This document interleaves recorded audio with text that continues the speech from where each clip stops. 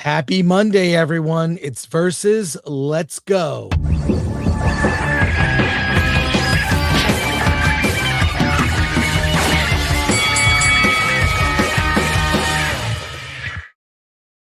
Hey, everyone. Happy Monday. How's everyone doing?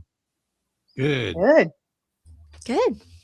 We have people that'll be joining us late. Happy to have you all here to talk news and Starfleet Academy.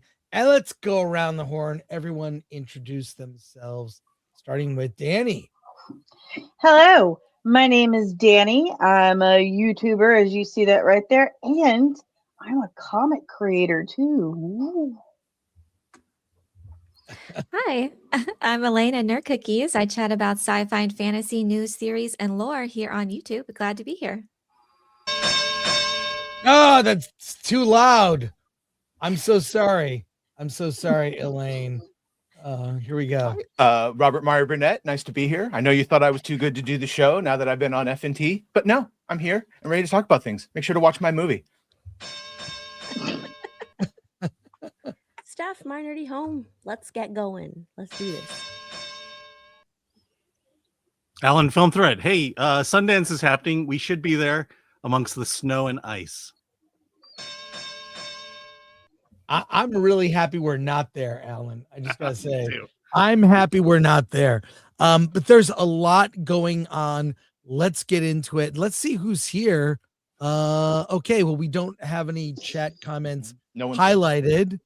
So let's get right to the box office. Who won this weekend? I heard Avatar, Fire and Ash was finally unseated. Is that true? Yes, and by a Pratt. Oh. All right, let's go through the numbers, Alan, if you would. All right. Dominating the top 10 with $10 million or 10.8 is Mercy, followed by poor Avatar, Fire and Ash. What will they ever do? Zootopia, another $1 billion movie, comes in at third. Housemaid, The Bone Temple at 3.6 million. Housemaid, The Bone Temple? It sounds like one movie. That's right. I thought that's one movie. I wish it was one movie. The sequel? But combine the two, there are boobs and penises. Marty Supreme at 6. Return to Silent Hill at 7. This little film called Lord of the Rings, The Fellowship of the Rings, came in at 8. Hamnet, and then finally Primate, the movie everybody loves. And then you have the other two Lord of the Rings movies following that. Go to Lord of the Rings here. I want to see. Coming in with 1.6 million, Two Towers, another 1.6. I mean, that's pretty awesome. Return of the King, Fellowship made 2 million. Are people going, look, can you do an all-day marathon like that? You can, the way that they spaced out the screenings, but I don't know, man. And these are the extended versions. Yeah, these are the extended versions. The only version. The only version, yeah. Yes. Yeah, last year my daughter and I did that 3 days in a row. We were in the theater for three to 4 hours each day. Well, the big takeaway from this is Housemaid is probably going to be a franchise at this point. Oh, it already has a sequel. It's based on a book series. So so it's going to be coming in late. Verbal Riot. What's happening, y'all? What's happening? What's going on? We got something to talk about with Dante too. We'll get into it later. We're just doing box office. Housemaid, a big hit and good for Sydney Sweeney. Sydney Sweeney, I guess, is a thing. I guess she's a thing. Finally, she has a movie that made money. She's made some, decent films, and her film Christie did not take off, unfortunately. Don't forget her soap. Absolutely amazing. Yeah. And I like to think of her as think of her as things. Sure, that's great. But so Housemaid doing well. Zootopia 2 has done great for Disney, and Avatar: Fire and Ash, 378 million domestic. What is the global, Alan? What are we looking at? We're looking at $1.3 billion. 1.37, probably going to get to 1.4. So is that a hit, or is should it have made 2 billion I don't know. Like there are 2 more films apparently in the Avatar saga. Will we see those at this point? Yeah. I mean, if they keep making money, yeah. Not directed by James Cameron. He's basically all but said he wants to move on. So if someone else will probably direct it, I don't see him doing it. He even said, I've got like a decade left and I have other things I want to do. Yeah. I have Yeah, I don't this axiom that says if your movie makes $1 billion, it's a hit. Yeah. Unless you're breaking even as 1.2. They just feel like the same movies to me. You know, the visuals are stunning. They're beautiful, but story-wise, it's, you know, indistinguishable for me. I agree. Definitely say it's not a Well, this past movie, yeah, for sure. Yeah. Yeah. I mean, it's not a step up from a story standpoint, but you know, ostensibly, it's still better than most stories that come out of Hollywood. No, you're not wrong.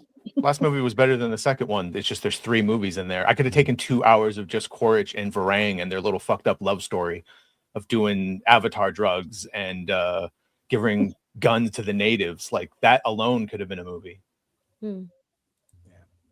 Well, it is. I can just tell you, knowing the schedule, because I know what's coming out for the rest of January and February. There's one good movie coming out in the next 6 weeks. And the good movie, I'll let you all know because all of you need to see it to keep your sanity. Is Good Luck, Have Fun, Don't Die. The Sam Rockwell film is hysterical. It's an action comedy in the whole mashup of genres, which they did in the 80s. Send Help, which Alan and I will review on Friday. That's a comedy thriller, but genre mix-up or genre blending was something they used to do in the 80s and 90s that I think we'll see more of.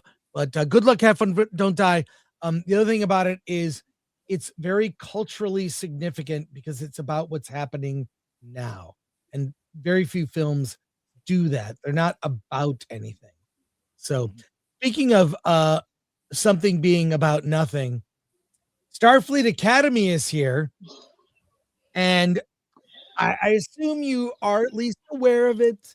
And if you're not, I got you because I have some videos. I want to get your opinion on it. Alan and I have reviewed. Well, Alan's way ahead of me. He's seen the first 6 episodes. 4 episodes. So Alan will review episode 4 this week before it comes out. But here's a little something to give you just a little tease of what to expect if you haven't seen Starfleet Academy. Here we just watch this short video clip. We'll give you a taste. Do you want to explore strange new worlds? Do you want to make a difference in our galaxy? Are you gay, bi, genderqueer, BIPOC, or extremely obese? Join Starfleet. Starfleet Academy is currently looking for candidates who meet our extremely low admission standards. Forget James T. Kirk and Jean-Luc Picard. Those guys are yesterday's news. And they're white. The Starfleet of today is built on the backs of neurodivergent lesbians. Their very large backs. To qualify for Starfleet, you must meet our physical standards by being at least 300 pounds. You must have at least one, preferably more, handicap or mental illness. Wearing glasses is a plus, even though we eliminated blindness 700 years ago. They just make you look smart, okay? Not too bright? No problem. The Academy is looking for people with an IQ of 70 or less. I think I swallowed my comm badge. Already? Yeah. But most of all, we're looking for people who hate straight white males, because diversity is the future, and the future is Starfleet. Officer commission not guaranteed upon graduation. Financial aid is available unless you are white. Individual experiences may vary. Starfleet is an equal opportunity employer unless you are white. Obese cadets may not be small enough to fit through the holodeck doors. Also, we hate white people. This is from the Babylon Bee. That's not real. That's pretty accurate. What can I say? So what do you guys think for those that have seen it? Please chime in with your thoughts. And I don't know, honestly, I don't have a problem with the cast at all. Oh, I do. I don't have a problem with the cast. What's that? Yes, they're real clips. There was one that was not. the one with the girl in the wheelchair at the thing, she wasn't that I know of. She's not a main But character. well, I didn't see that in the show at all. Like swallowing the comm badge, that was a real But clip. they had That a was different real. clip. That That's was real. real. And there's a But different they- person sitting in a wheelchair behind them, Yes. so they have all the Their background. Yeah. Yes. Like the the Bajoran And- president had sign language interpreted, even though they could just. Anyway, It made zero sense. And as someone who is disabled, I'm telling you, it made zero sense. And even if they did have a disability in the future, like so many questions. Like one, if she still for some reason had no use of limbs, why didn't she have like a mech suit like they did in DS9? Or why didn't she have some like super cool hover chair or Star clone Trek-ified her chair or spinal something? column like they did to Worf. Like they did for Worf. None of that. And anytime you bring up, any logic at all, I got called an Uncle Tom by the fan base entirely. I got told I have internalized ableism and that I hate myself. But I mean, I don't understand what they have done with this whole situation. This inclusion and representation thing has trained people to believe that this is a good thing. This 2-second, no name, no line, throwaway, breaking the laws of the established universe is good for you and good representation. And you shouldn't want better for yourself. You shouldn't want a hopeful, better universe where all of these things have been cured and healed. You should want to stay right down here because body positivity. I don't even have horrible. But I don't even have a problem with. I just think make it interesting. For example, Make it interesting. Make it make sense. Geordi is blind. Geordi, the name of the character Geordi, is a tribute to a Star Trek fan who was disabled, and Gene Roddenberry named Geordi LaForge after Geordi, a real person. And it's interesting because he has the visor, and he goes through various stages of you see his eyes eventually. But I'll do you one better. Jesus, I'll do you one better. I don't know how many of you actually watched Deep Space Nine. That's probably, aside from Next Generation, that was my favorite.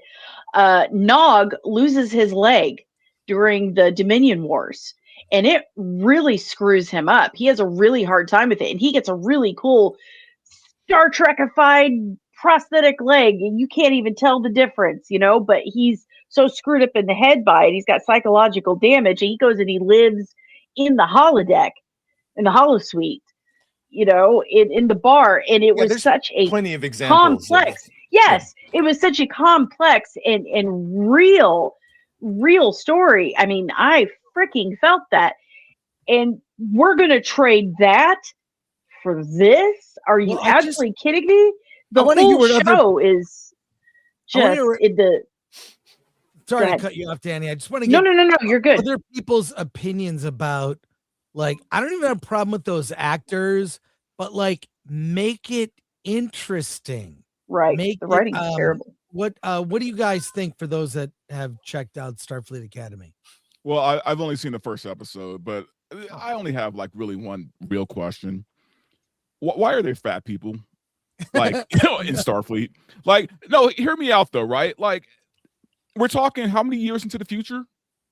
And you're telling me that we haven't perfected diet and exercise. We haven't perfected this yet to the point where body fat should be like at a bare minimum, especially for a Starfleet officer. Like, what the hell's going on, man? So I brought this argument up to somebody else, and they brought up, well, if you remember, like the original series, when they did the movies, Kirk had a belly and Scotty had a belly, and I'm coming like, out of retirement. I'm like, these guys came out of retirement. They are old men, right? Who came back to fight. They're not teenagers. We're talking about young cats out here, right? Like, why are they overweight? Yeah. You only saw one episode? Oh yeah, I'm not going back. Well, I think a lot of people feel that way. I watched all 3 episodes, all the ones that are out.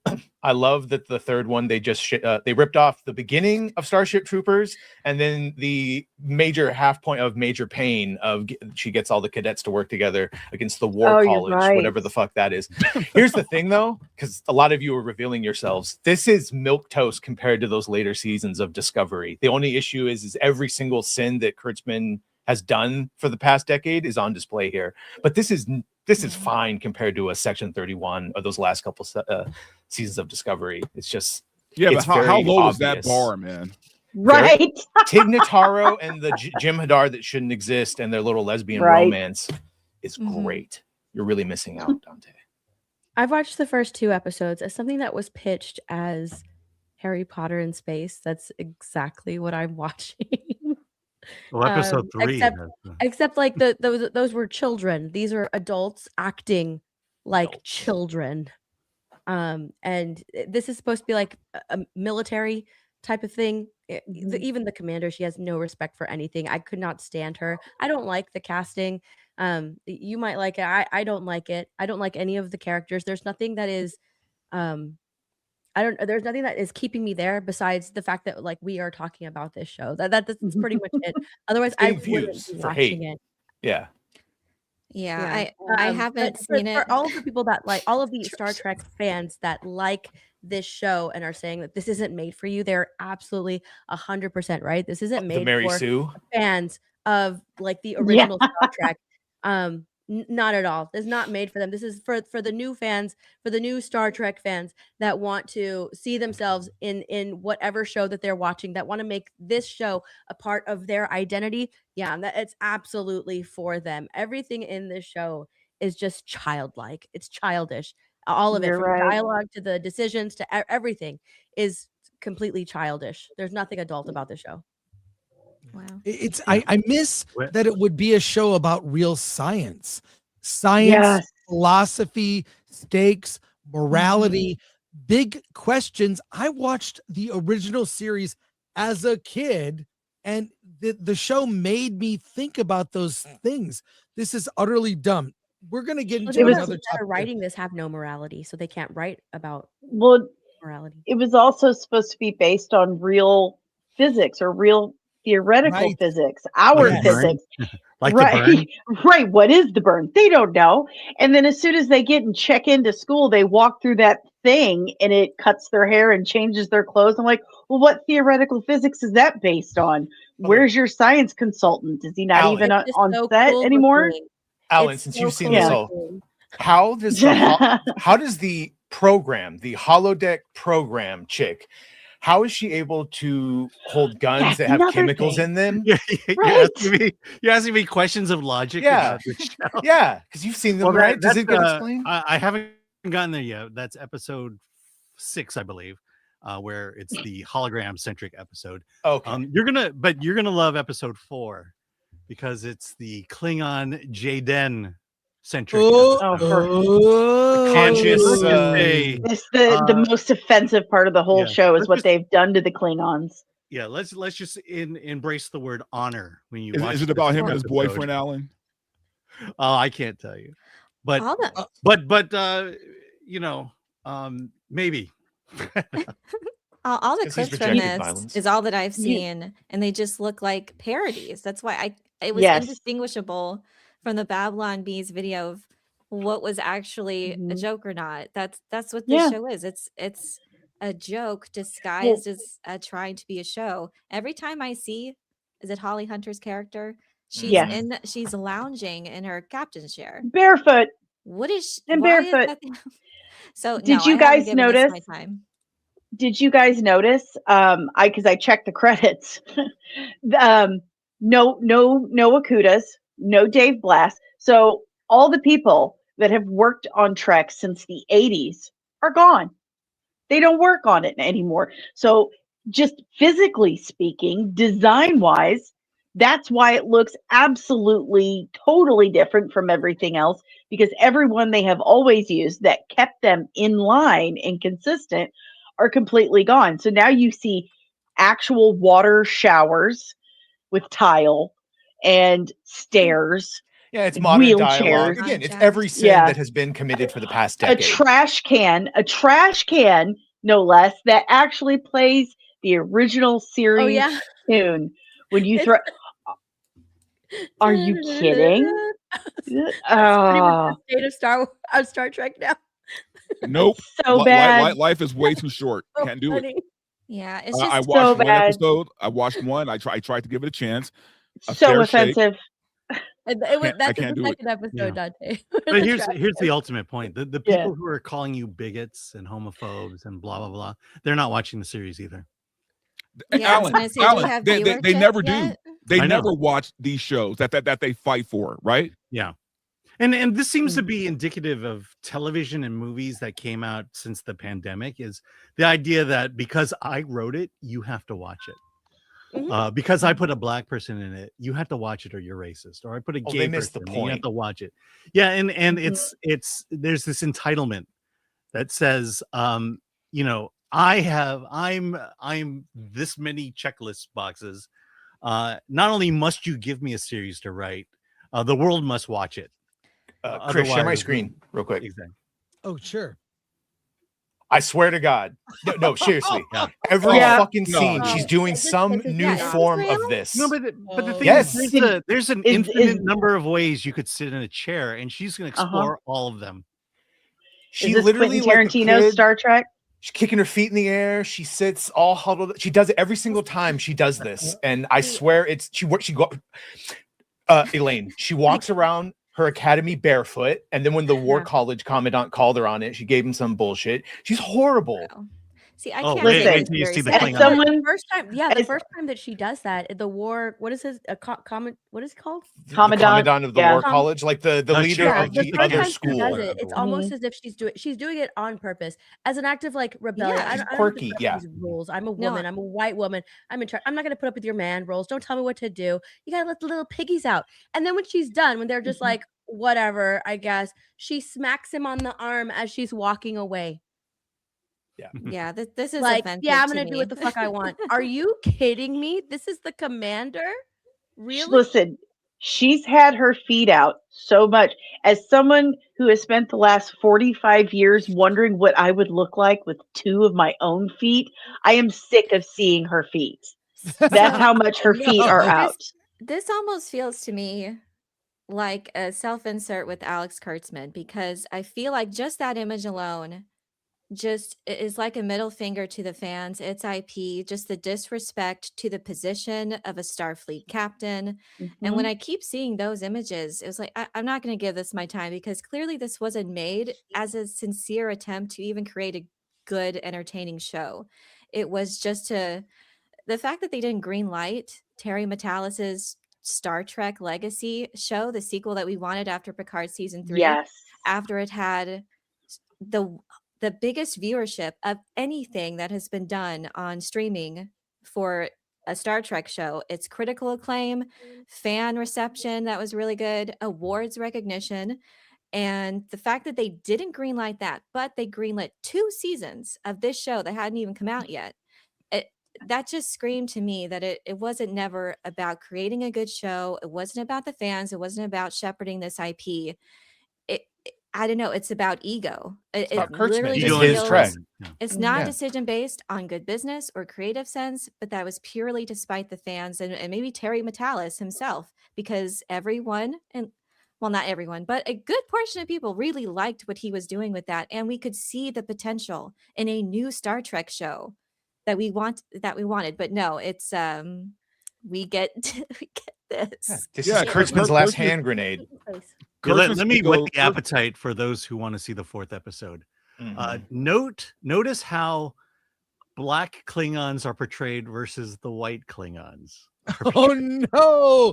There's white Klingons. Well, I'll be honest. White actors playing Klingons versus black actors playing Klingons. Yeah, but how many? Jaden is just a pacifist. He's a conscious objector. Whatever. No, I'm just saying the way. I don't know what it is, but the white ones sound white and the black ones sound black. I gotta ask, Alan, are the white Klingons like Klingon supremacists? No, but do they sound like this? No, but they sound like this. But the thing is, it just stop it. They better not sound like that. Yeah, what's wrong with you, boy? You don't want to be the killed and get some honor? I do not like honor. But it speaks to the fact that the people making this show don't know Star Trek. I'm gonna have to watch it on a TV I don't want to keep. That was the Mary Sue meltdown, by the way, that Gary, their article, like, just because you can afford to buy toys doesn't mean you actually know and then like showed it off that they knew the name of the whales from the just because movie. you cosplay as something, it doesn't mean you're a fan of it. Now, I want to introduce a new angle to this Starfleet Academy discussion. I would like to hear your thoughts on this. Should we add a new like TV rating? We have TV MA. What does MA stand for? Mature audience. And they will even include details under the MA rating that says MA smoking. They will tell you if people are smoking in a TV show. Now, as a parent, when my kids were younger, ratings for movies and TV shows made a lot of sense. Should there be a new addition to that rating with content that is of a gay nature? Absolutely not. No. I'm gonna tell mean, you right now, if they ever do a Star Trek MA, all we're gonna see is a bunch of dicks. Like that's what I'm saying is like it's fine, but I can't tell you how many TV shows I've started where it starts like, oh, I'm really into this, and then they include, well, let me just show you this, and like you tell me, are we gonna get this? It's Intergalactic Safe Space Day. You need to learn how to relax. Is this? Wait, was that fake? No, that was fake. Like a corner-dwelling cuck. No, this is all real, Dante. I mean, at this point, I can't tell. I can't even tell anymore. You're missing the best part. Like a corner-dwelling cuck. I don't understand why people don't like my purse. It's very fashionable. I'm going to my safe space. I gotta get to my safe space. Oh my god. Let's go look in the captain chair. It's my safe space. I'm dating the captain, but I have feelings for you. I can't deal with your emotions. But my pronouns... He's crying like a little bitch.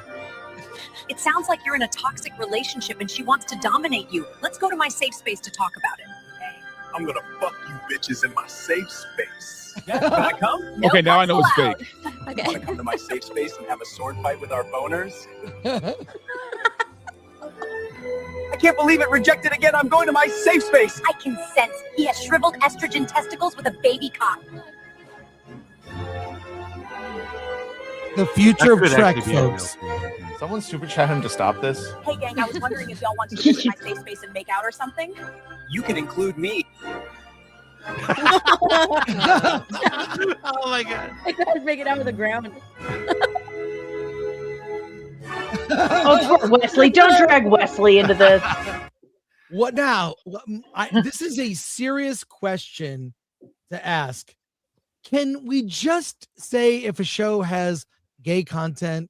And I, as a parent, if I have an 8-year-old, a 9-year-old, look, I could watch Star Trek with my kids. The original series, I could watch with my kids. I would not watch this show, Starfleet Academy, with my kids at a certain age. There are no good lessons to take from the show. But should there be an additional rating with the TV ratings that give us more info?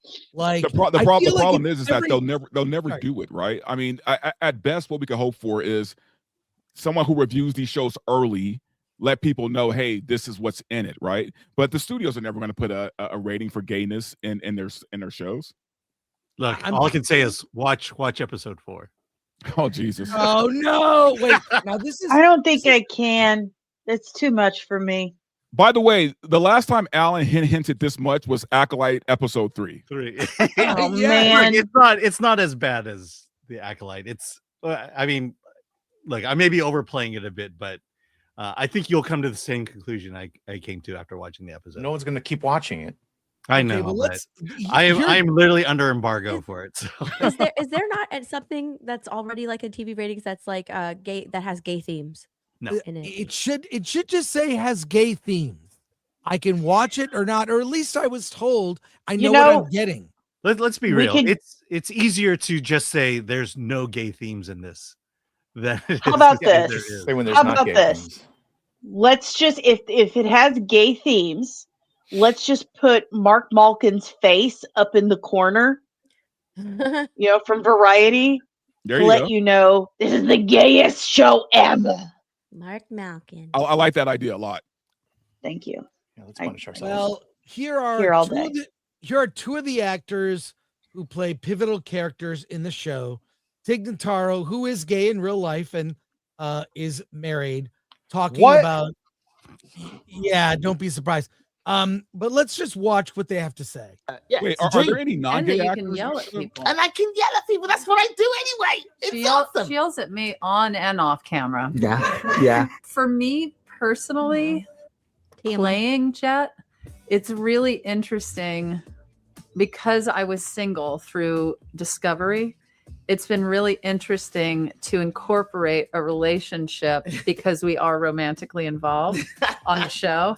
And I was talking to Gina about this earlier, that I didn't think our dynamic made sense at first because I thought I would be the more dominant personality in a relationship.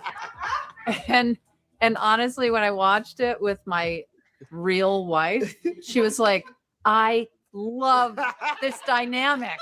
It's a dream. Yeah, and that you can yell at people. And I can yell at people. That's what I don't know. For those that have seen episode 3, which is where the relationship evolved. It was a great scene where she yelled at her for not defrosting the chicken. Oh, sorry, for not specking out the replicator. And so they went and she made French reservations for them because the Klingon wanted Coco Vaughn.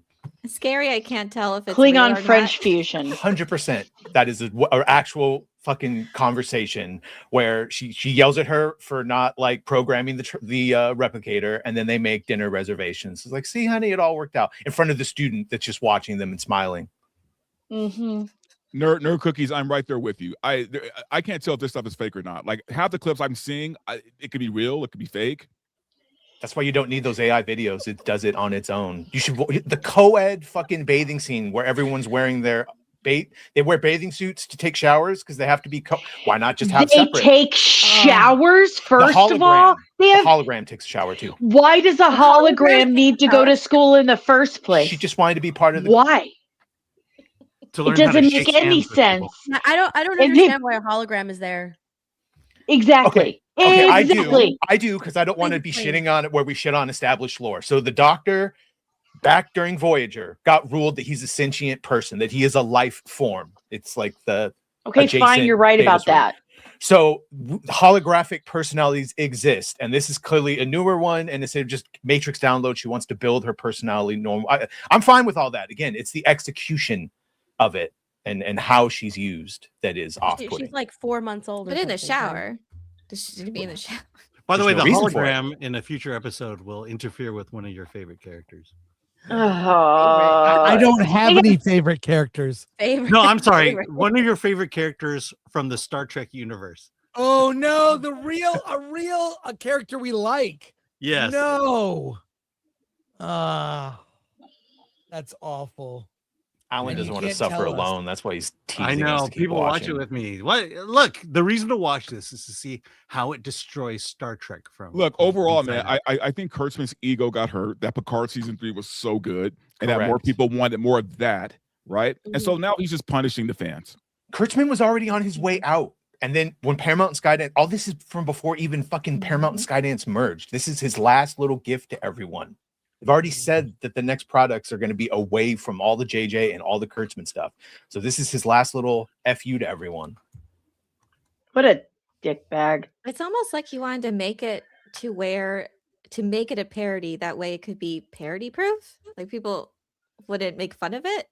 He believes because in it's this already shit. a joke. He's a Russell T. Davies. The fact that it's he is indistinguishable from the AI videos you were showing before as to what's real in the show is. And the people that watch this are picking up on. They're the ones that saying that like, you guys are fucking, you never liked Star Trek and you didn't get Gene Roddenberry and he put black people in Japan. But they're missing the entire reason that the reason they were there is they were supposed to be that, despite the fact that like Uhura was a black woman or that he was Japanese, like right after the Cold War with Chekhov and all that shit. In the future, we'd overcome those and all that mattered was meritocracy. But they've taken the meritocracy out. So now the only thing that matters is what skin color you are or gender or what your disability is, even though most of those disabilities have been cured. But even that would be okay if the writing was intelligent, right? But that's the point, is that it's not. Exactly.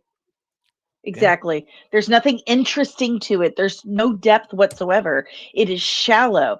And, Robert Picardo put some post out saying, Voyager was seen as woke when it was first received too. I said, okay, sure.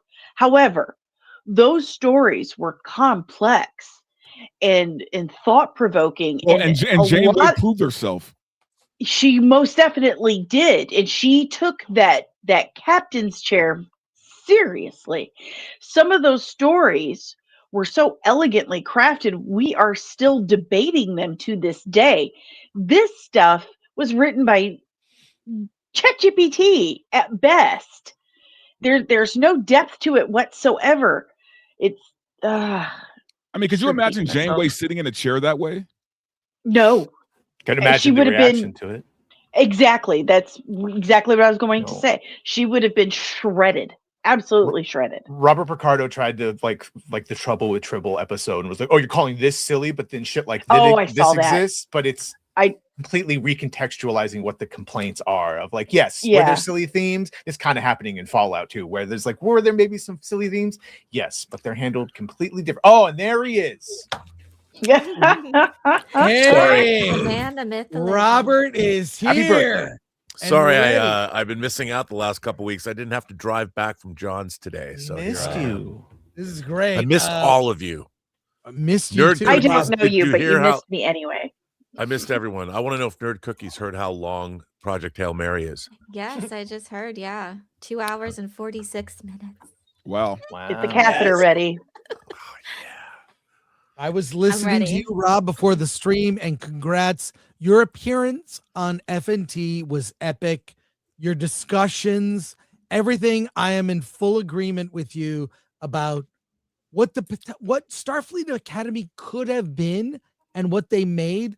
Right now, we're debating. You're coming in the middle of a debate. Oh, okay. I don't mean to derail that debate. No, you're not derailing anything. I'm just saying. My argument is the MA ratings. They have ratings for TV, and we're given as much detail as even if there's tobacco use. And my argument is, now that we've seen that Starfleet Academy is has a lot of gay content, and let's just say, as a father that raised 2 young kids, I just want to know if there's gay content in a show, and should gay content be added to one of the descriptors in the ratings? Should it be added? Just include it. Do all the have all that. All those. I mean, any sexual content of any kind is usually, mentioned, especially if it's for kids or whatever it is. I mean, I started watching Star Trek when I was 5 years old, and occasionally Kirk would kiss a woman, but it didn't. You saw him pulling on his boots in one episode. After it was insinuated as a kid, that was over my head. And I just don't think in a show, like, I don't like when they swear in Star Trek, and I swear like a sailor. But I think it takes you out of the kind of show it's supposed to be. And I'm not saying you can't have romance in Star Trek, but if you're spending time with interpersonal romance, unless it's germane to the actual story that's being told that week, like when Elaine of Troyes infects Kirk with her tears and he falls in love with her, that's a bad thing in that episode, but he can't help it because it's a love potion, essentially. By the way, they swear a lot in Starfleet Academy. Yeah, I know. And it's like, why hate that. Why do that? It seems to me like all the other creative choices, that's a lazy choice. Yeah. I mean, one of my favorite TV shows of the 21st century was Friday Night Lights. And like the movie, like MASH led to a 10-season television show that's considered one of the greatest TV shows ever. I think Friday Night Lights, in terms of, it has nothing to do with Star Trek, but if I made a Star Trek show, I would look at a show like Friday Night Lights with the interpersonal relationships, the fact that Coach Taylor was such a great character, and it was such a humane show. And even though there's romance and interpersonal relationships, there's not a lot of swearing and sex in that show, but it's still very adult and very engaging. Yeah, it was a great show. Great show. And even though it circles around the idea of playing football becomes sort of a metaphor for life itself. And I just think Starfleet Academy is really it's just a bankrupt show on every creative level. I agree. I mean, they're not even trying to, academia, if there's one thing that we need now, it's to show how important scholarship and learning could be. And Star Trek was always it was sort of it metaphorically would show you, and in a literary way, show you how to be a better human being through science fiction and fantasy.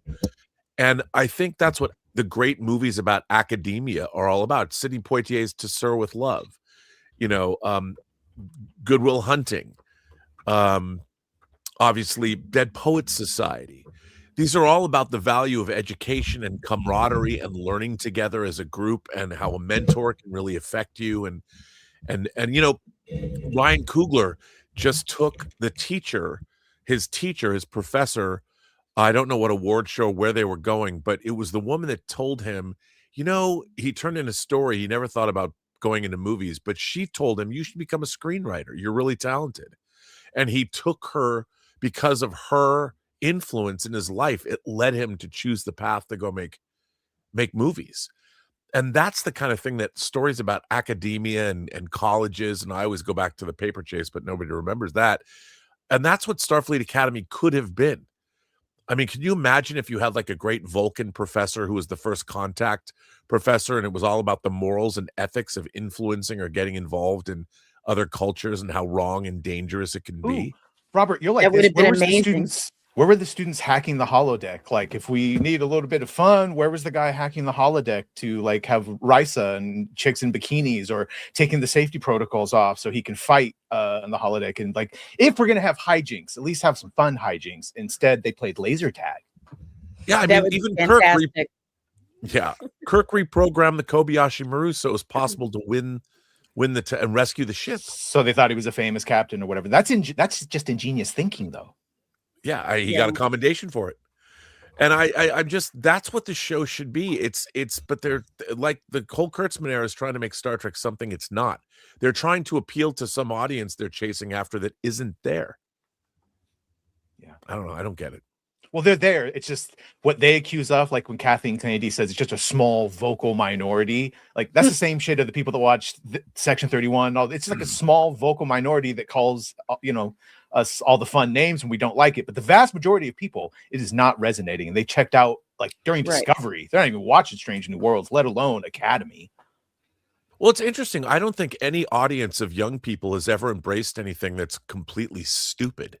The things that gain traction with people is because they're interesting, and they speak to, a certain level of humanity and a certain level of, they don't talk down to their audience. Lots of 21st century commentary and dialogue, and easy there, Romeo. Like, are we still using these? Have you ever 1,000 years after? Yeah. What are the numbers on the show right now? Like, muted ratings. Alan, can you look that up? I'm sorry, what? What are the ratings of the show right now? I'm sorry. Alan, what? can you look up the ratings of the show? Okay, thanks. Yeah, Salty is at Pogs. I mean, they did a Starfleet Academy episode in the 5th season of TNG, The First Duty, that was excellent. Where a prank killed somebody, and not a prank, but they were trying to showboat, and someone died, and they were covering it up. And Picard said to Wesley, you got to tell the truth, man. It was a great. That's what they should have patterned Starfleet Academy after. But whatever.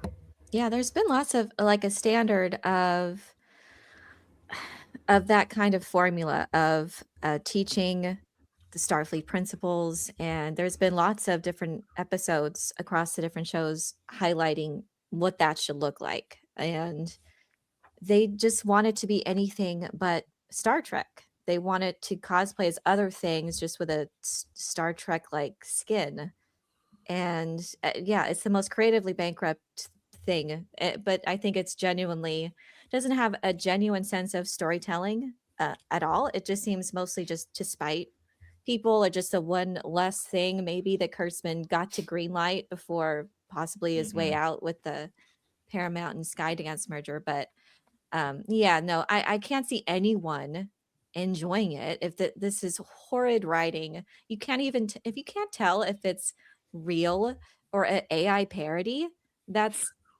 bad.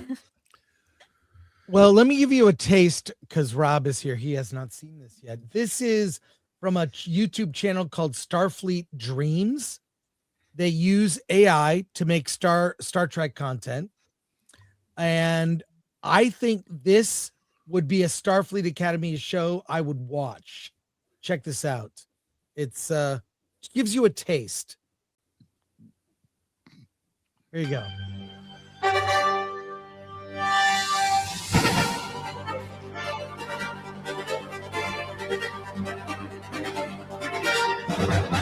Oh, I've seen this.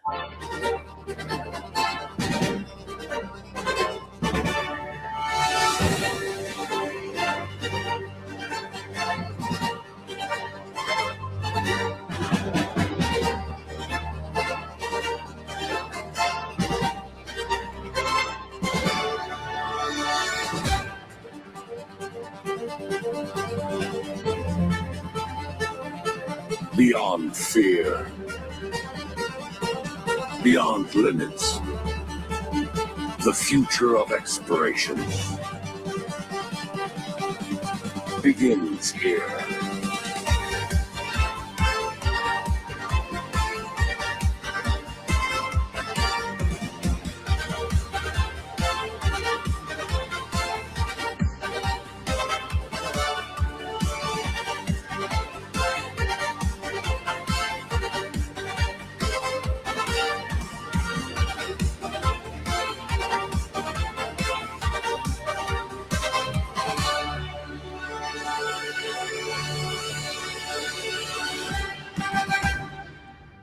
Now, Rob, what'd you think of that? That's well, whoever made that, there is a lot of very deep cuts in the uniforms and Yeah. all the props.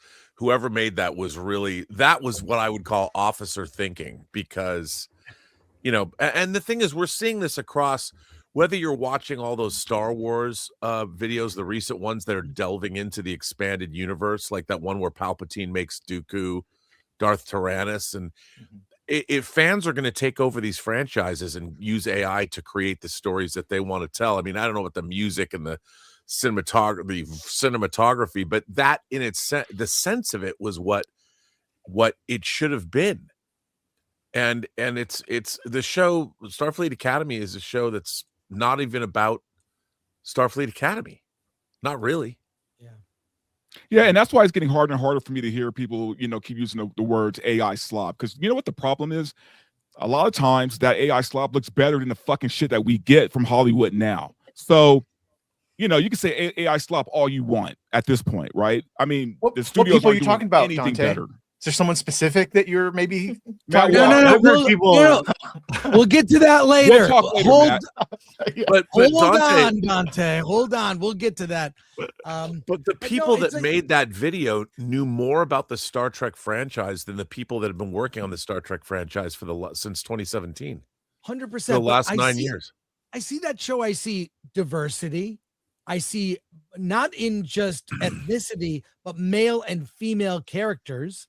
I see them struggling. I see physical activity. That shot where they go to the title and they're all jogging in Starfleet Academy, like a school. Like, that's great. Like, let me see them grow as people. Let me see like discussion. Let me see them struggle and let it be about something. This show in that latest episode 3, basically the laser tag episode, it was embarrassing.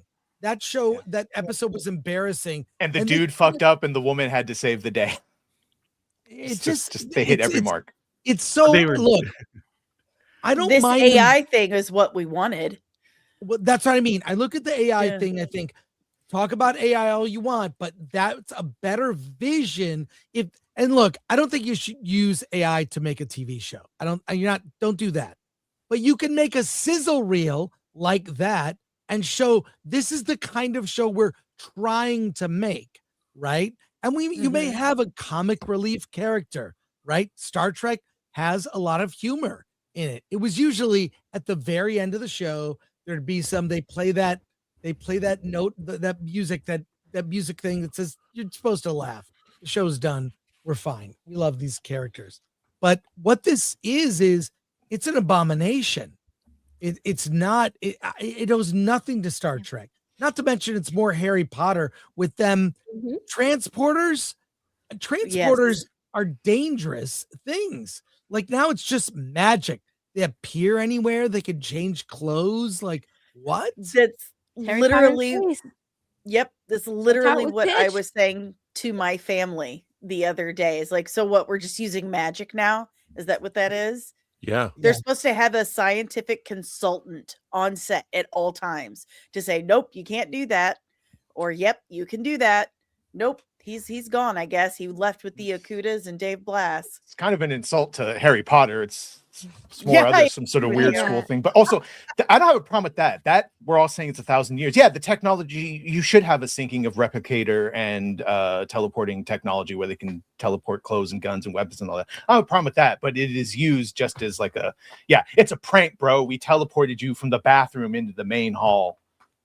That type of shit. Well, I mean, you're not even aspiring. What would be the 32nd century equivalent of what they could do with pranks? You know, that's the thing. There's no forward thinking about humanity would look vastly different 1,000 years from now than it looks today. And they don't even try and create a credible future. You know, also, it's not just academia shows. You can also look at like Officer and a Gentleman, anyone that went to boot camp, you know, or movies like The Lords of Discipline or even TAPS. You know, there's all these military stories where people went Full Metal Jacket.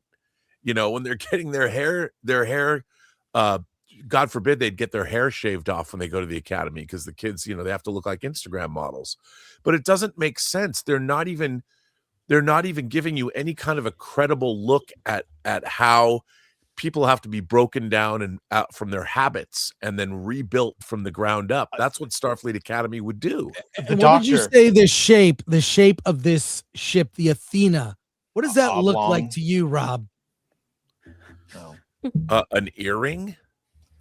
What is Alan had the best description. Alan, I know exactly what it looks like, but I wasn't going to say it. At least it almost points to where you're supposed to get to. By the way, the doctor from Voyager is here 1,000 years later, and he's the exact same fucking kid. He hasn't changed as a person whatsoever. He uses a joke. All he cares about is opera. Because remember, he used to sing opera with 7 of 9. We've done no thought to how Earth would look. And this is only 100 years of Earth being isolated. Like there was still 800 years of them being in Starfleet, the Federation, before the burn. And nothing has changed. My favorite part is when they couldn't get medics to people because the hollow emitters didn't work, which tells you that they've given science and health completely over to AI. But also they have a character who's a hologram. Why wouldn't they just program that hologram to know what she needs to know? That's what I said. Exactly. Why would you? I mean, I've only been around for 3. Like that doesn't. The thinking about technology. Like one of the great things about science fiction is that authors that write great science fiction take what we know and extrapolate upon these things and provide a really interesting future. There's no speculation. It's as if these people have never encountered the genre of science fiction before. I don't think they have. Don't make me defend the show, though. Like the reason why didn't you just give Data all the information? Why did he need to learn? Because that's not how you have to learn it incrementally through life experience. That's why she doesn't know everything. I don't have a problem with that. Right. Yeah. But she didn't know how to shake hands, for crying out loud. The depiction is what's so jarring, and the personality that they've chosen, which is maybe that's just an acting. But why choice. would somebody, if you're talking about a hologram, you're talking about an AI, why wouldn't you just program that AI with the life experience they'd need to be a 20-year-old human person? Why weren't we just programmed that way? Because we don't know what the difference between a programmed hologram and at what point they gain sentience. At what point did the doctor stop just being the EMH and become the doctor who got like his official but they would given to program him that and he can into have, you. But you would know all but that. they didn't. Same with Data. Why didn't they just program all the data into him? Well, because with the positronic brain, they made him, Nooney and Sung made him the way his first experiment with Lore went awry. So I mean, that's the difference. It was one man who programmed Data versus something that, you know. Right. Whereas and Deep Space Nine gave us a holographic society already. There was a civilization of holograms. They probably forgot all about that episode. Yeah, wait to see episode 5, by the way. Yeah, God, Alan, just tell us all the Alan, yeah, there's a callback to an original Star Trek series in episode 5. But Alan, what are the ratings like right now? Yeah, here. You had the ratings. Yes. Share them or just tell us. I'm trying to. Yeah, because they normally don't give you the actual ratings when they're bad. Okay, so far there you go in the gold, 2.1 million for the first 2 episodes, and this is basically comparing the popular Paramount Plus shows, so that's how it looks in comparison. Starfleet Academy is in the orange. Yeah. So Drinkers Video got more shows. Wait, Landman at 16.1 million? Yeah, season 2 What of did- Landman. Wow. Yeah, was that 1923 season 2? Tulsa King season 3, Tulsa King season 2, and then Mayor Kingstown season Taylor 4. Sheridan, dude, must be popular. Wow. Yeah. Oh, did he write all of those? Yeah.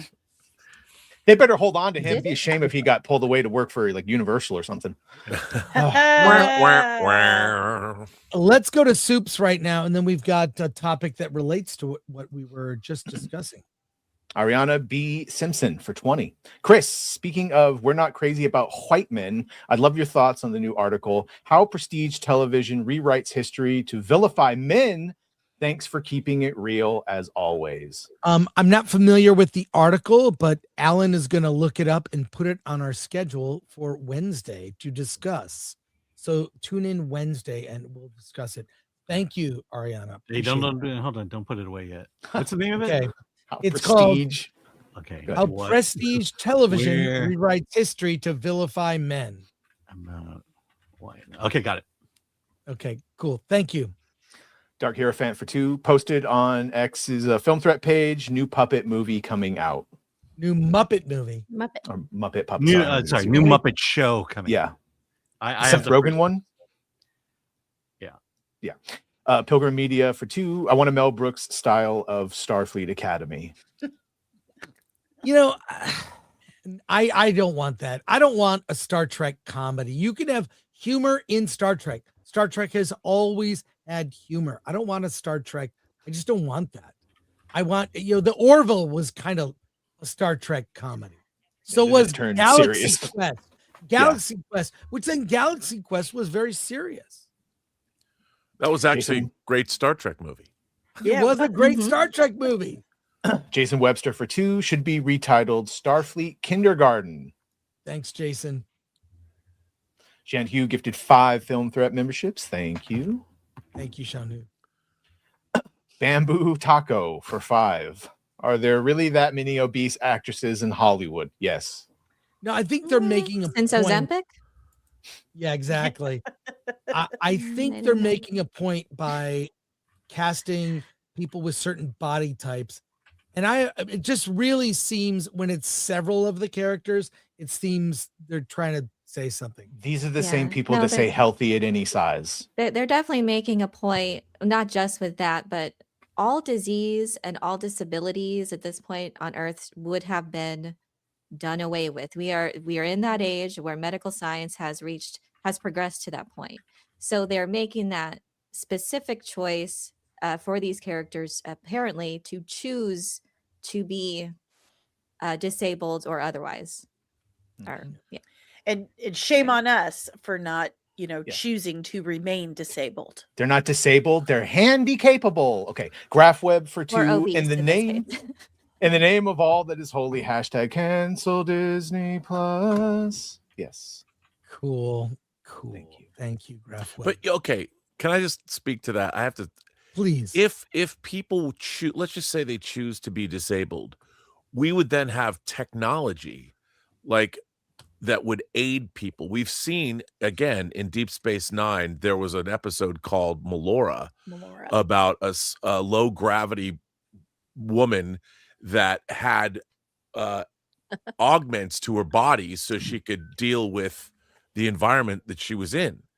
And she's, they dealt with that. They already dealt with that in Star Trek in a beautiful way. Many times. And the people are augmented to work in the environments that they're working in, whatever but the idea, like you guys pointed out, why, if you could choose to change something about yourself to better your experience of life, wouldn't you do it?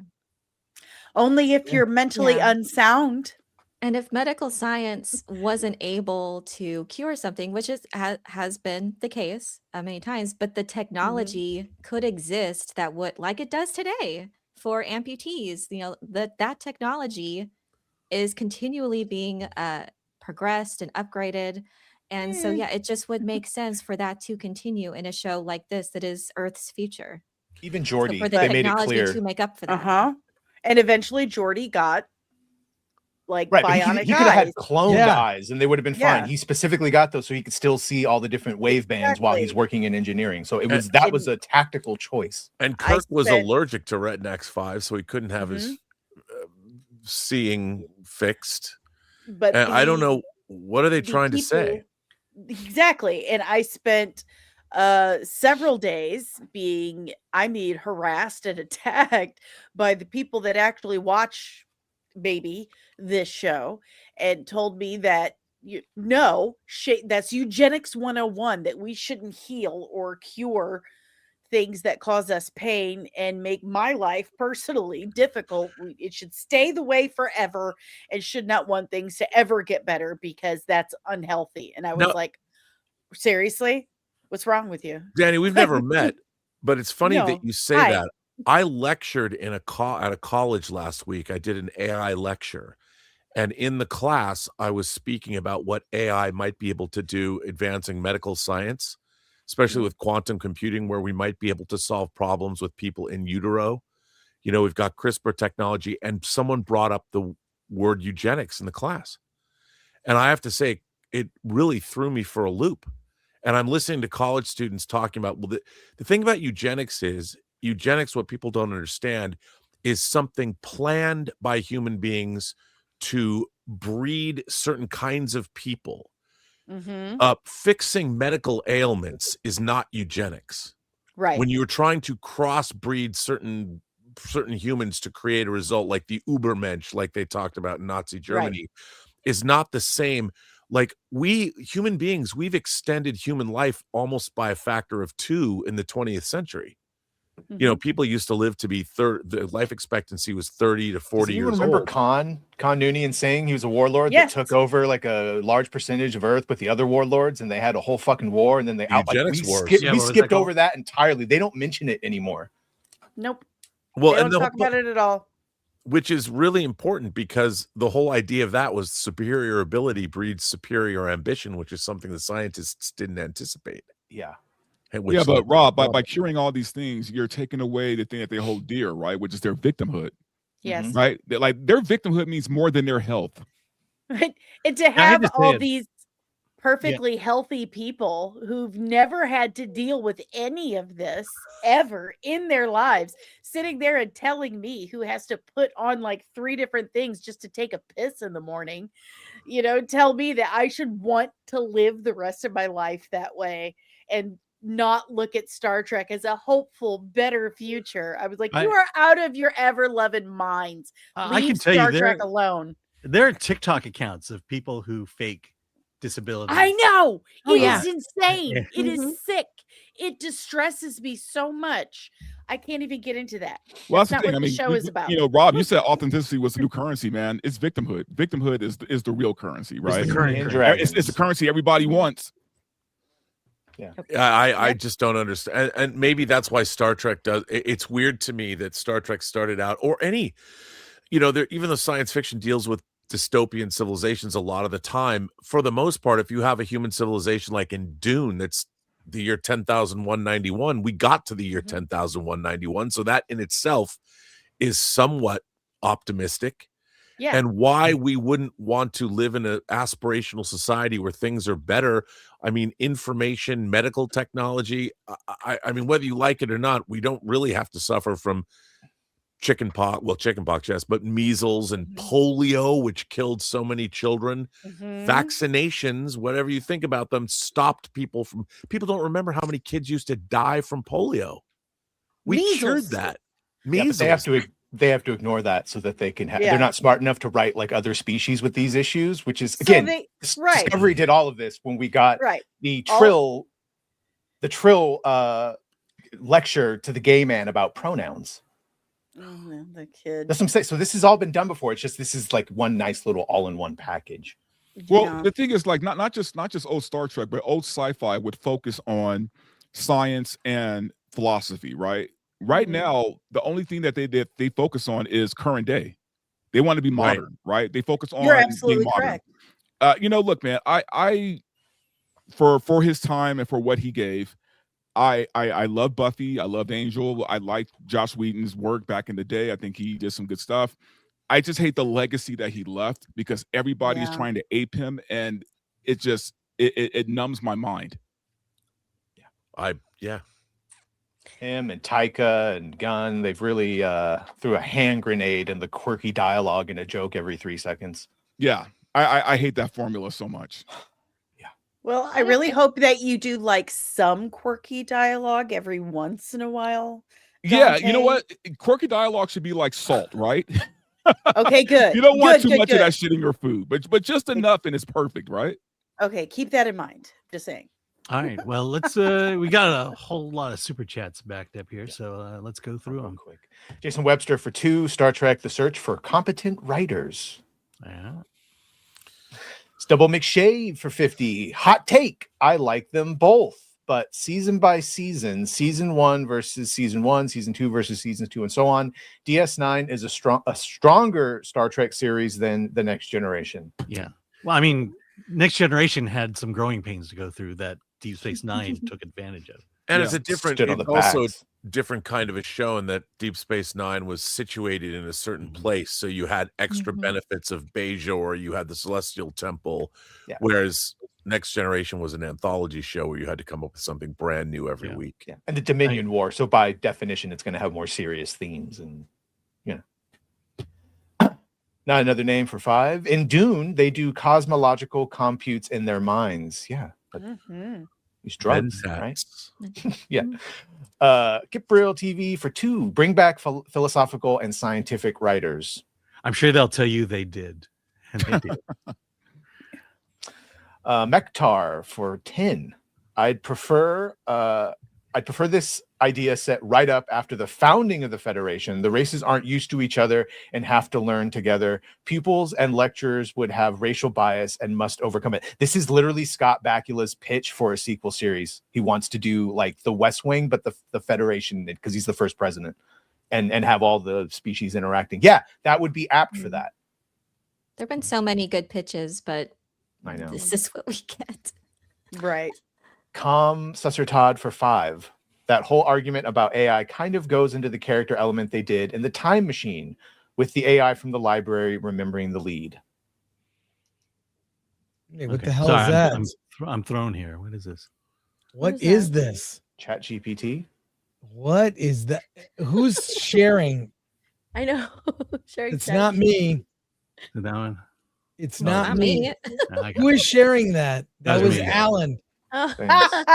Oh, Alan, you're kind of exposed there. Okay. Breaking Now news. use ChatGPT, everybody. This just I have came in. shit for brain. Distract everyone Hang quick. on a second, one at a time. Behind me is the Starfleet Academy, at least. That's what the sign is supposed to say. But look closely. The plaque above the door to the so-called Leering Center is missing an entire letter. And that's not the only thing missing. We came here to find out where the Academy's cadets have gone. Sir. Well, that's just not in Bennett, Minnesota, I guess. Let's keep going with super chats here. We did this one. Okay. Latino Slant, Polly, shout out. Native Son Award. This after party first round on Gore. Thanks. Is that all of them? No. Did you unstar the ones? Garfield's that Bizarre you read Adventure on? for 5. How would Robert write a scene where an Academy student swallows their comm badge? I wouldn't. Oh, Why? What are you sucking like your? Is it a pacifier you need your comm badge for? Well, they dropped some ranch dressing and they were just trying to get it off. It just got the whole thing. I mean, down you look at somehow. something like that, and you're like, what? I watched. There's a YouTuber I kind of have a personal love-hate relationship with. I don't even know him. A guy named Steve Shives, and he did a story about this that really made me angry. And I was gonna do I don't usually go after other YouTubers, but I was really gonna go after him hard. And he's usually a pretty fair, coherent critic. But the thing about this show is you have to look at the fact that Starfleet is about the best of the best. And he was equating the idea that people who think Star Trek is a meritocracy are MAGA. Yeah. And I'm like, I think not. I think if you're going out on the final frontier, it's like astronauts. You're being asked to do things that human beings have never been asked to do before, and you better be the best of the best. And this idea that this is a show about every kid gets a trophy. And you're not going to survive if that's who you're sending out into the cosmic infinitude. You're not going to survive. And unless you have the most well-rounded, the most well-adjusted people that are good in a crisis, that understand you're dealing with people from all around. I mean, think about it. You're in a cosmos where people are in relationships with aliens. I don't think that we're going to have much of a problem dealing or getting over these kinds of problems. What you're going to need are real competent people that are really, really, really smart. Rob, sucking on your comm badge gets you out. You're out. Rob, I have a sci-fi TV show pitch for you. It's about a 90s liberal trapped in the present. And it's how they right wing deal Story with of my life. I think that's the story of many of our lives at this point. A 90s liberal in the present day, like a Rip Van Winkle situation. And you wake up and look around and I don't know what's going on. It's the same amount of time that Back to the Future was from the time it was made from the time they went back to 30 years. Isn't that crazy? Isn't that crazy? The two things they miss are just real quick, are the meritocracy and that you're there because you're the best, and also the fact that like no one needs to do any of this. You could literally, you get like essentially universal basic income. All your basic needs are met, but the new currency is what are you doing with your life? Yes. And so that's why everyone wants to go out to the fucking final frontier, because we've done everything and everything is perfect. So we will go to the new and the unknown and conquer it with our meritocracy, because all that matters in their future is what they do with their life. And all of that is gone. Here's the thing. I don't think Starfleet Academy is pulling the best of the best. I think they're recruiting, or they're basically taking any student who wants to go there. Mm-hmm. Yep. Well, you mean now they are? Now they are, yes. Now they are, yeah. I mean, there's a great the burn. There's a great episode in the first season of Next Generation, one of the best episodes of the first season, called Coming of Age, where Wesley, he's tested on whether or not he can get into Starfleet Academy. And it's a great test, because it's one of those tropes where you don't know the test is the test. And it's like Steve Rogers throwing himself on a grenade in First Avenger. It's that kind of a thing. And we go all the way back to the first season of Next Gen, showing how this could be done. And I don't understand why, but like you said, Alan, why would Starfleet Academy want to just take anybody that wants to go? What would be the point of that? Fairness.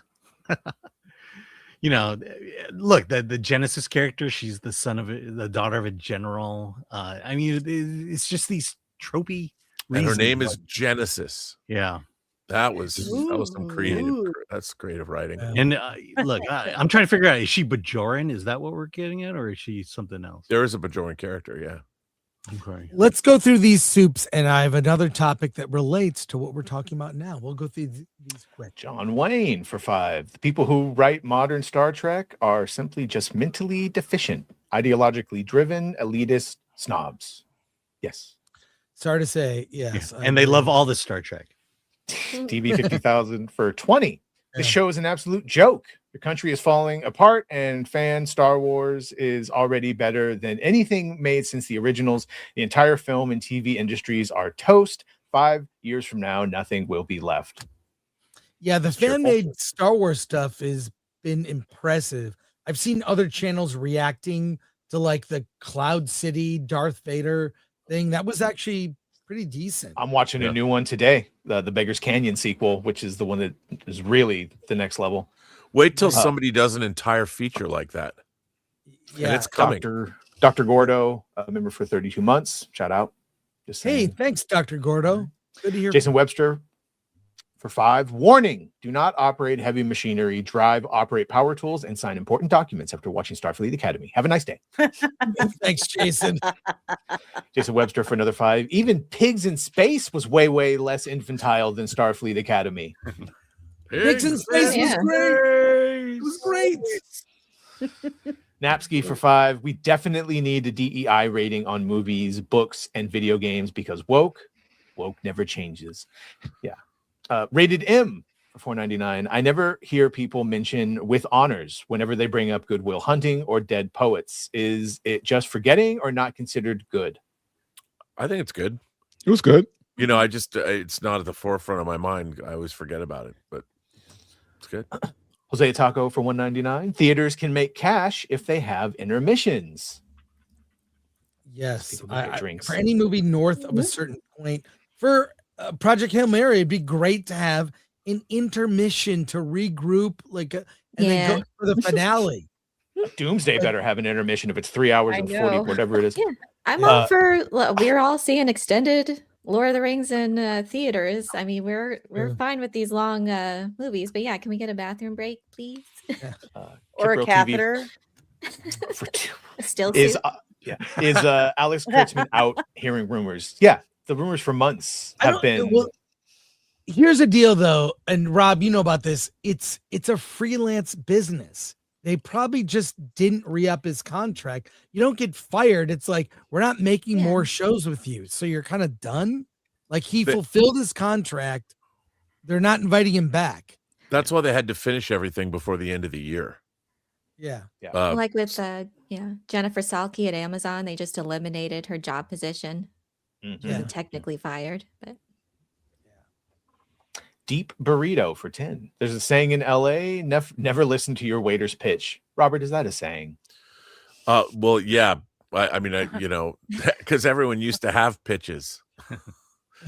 What was your success rate, Robert? Chris, I don't know if you ever saw this, but it was like in the early 90s, some reporter went out. It's like, I don't remember who did it, but they went and they were just interviewing people on the street, and they went up to everybody and said, "How's your screenplay coming?" I didn't see that. And everybody had an answer. In LA, that's true. I finished my first draft. Every single person had an answer. I mean, they cut it together that way. I'm sure people don't, but what they showed was everybody had an answer to that. Well, here's a topic. Let's That's talk pretty about funny. this. Is AI the future? I want to say that Versus has been making the news lately. We were on geeksandgamers.com. Film Threat wonders. Do women understand male franchises?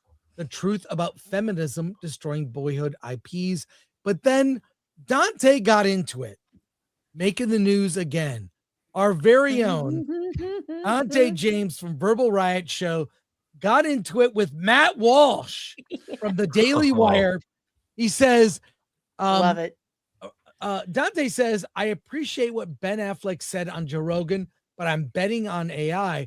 And this video, this everything he sees. Insane here. This is insane. What's next? Slap. Turn it down.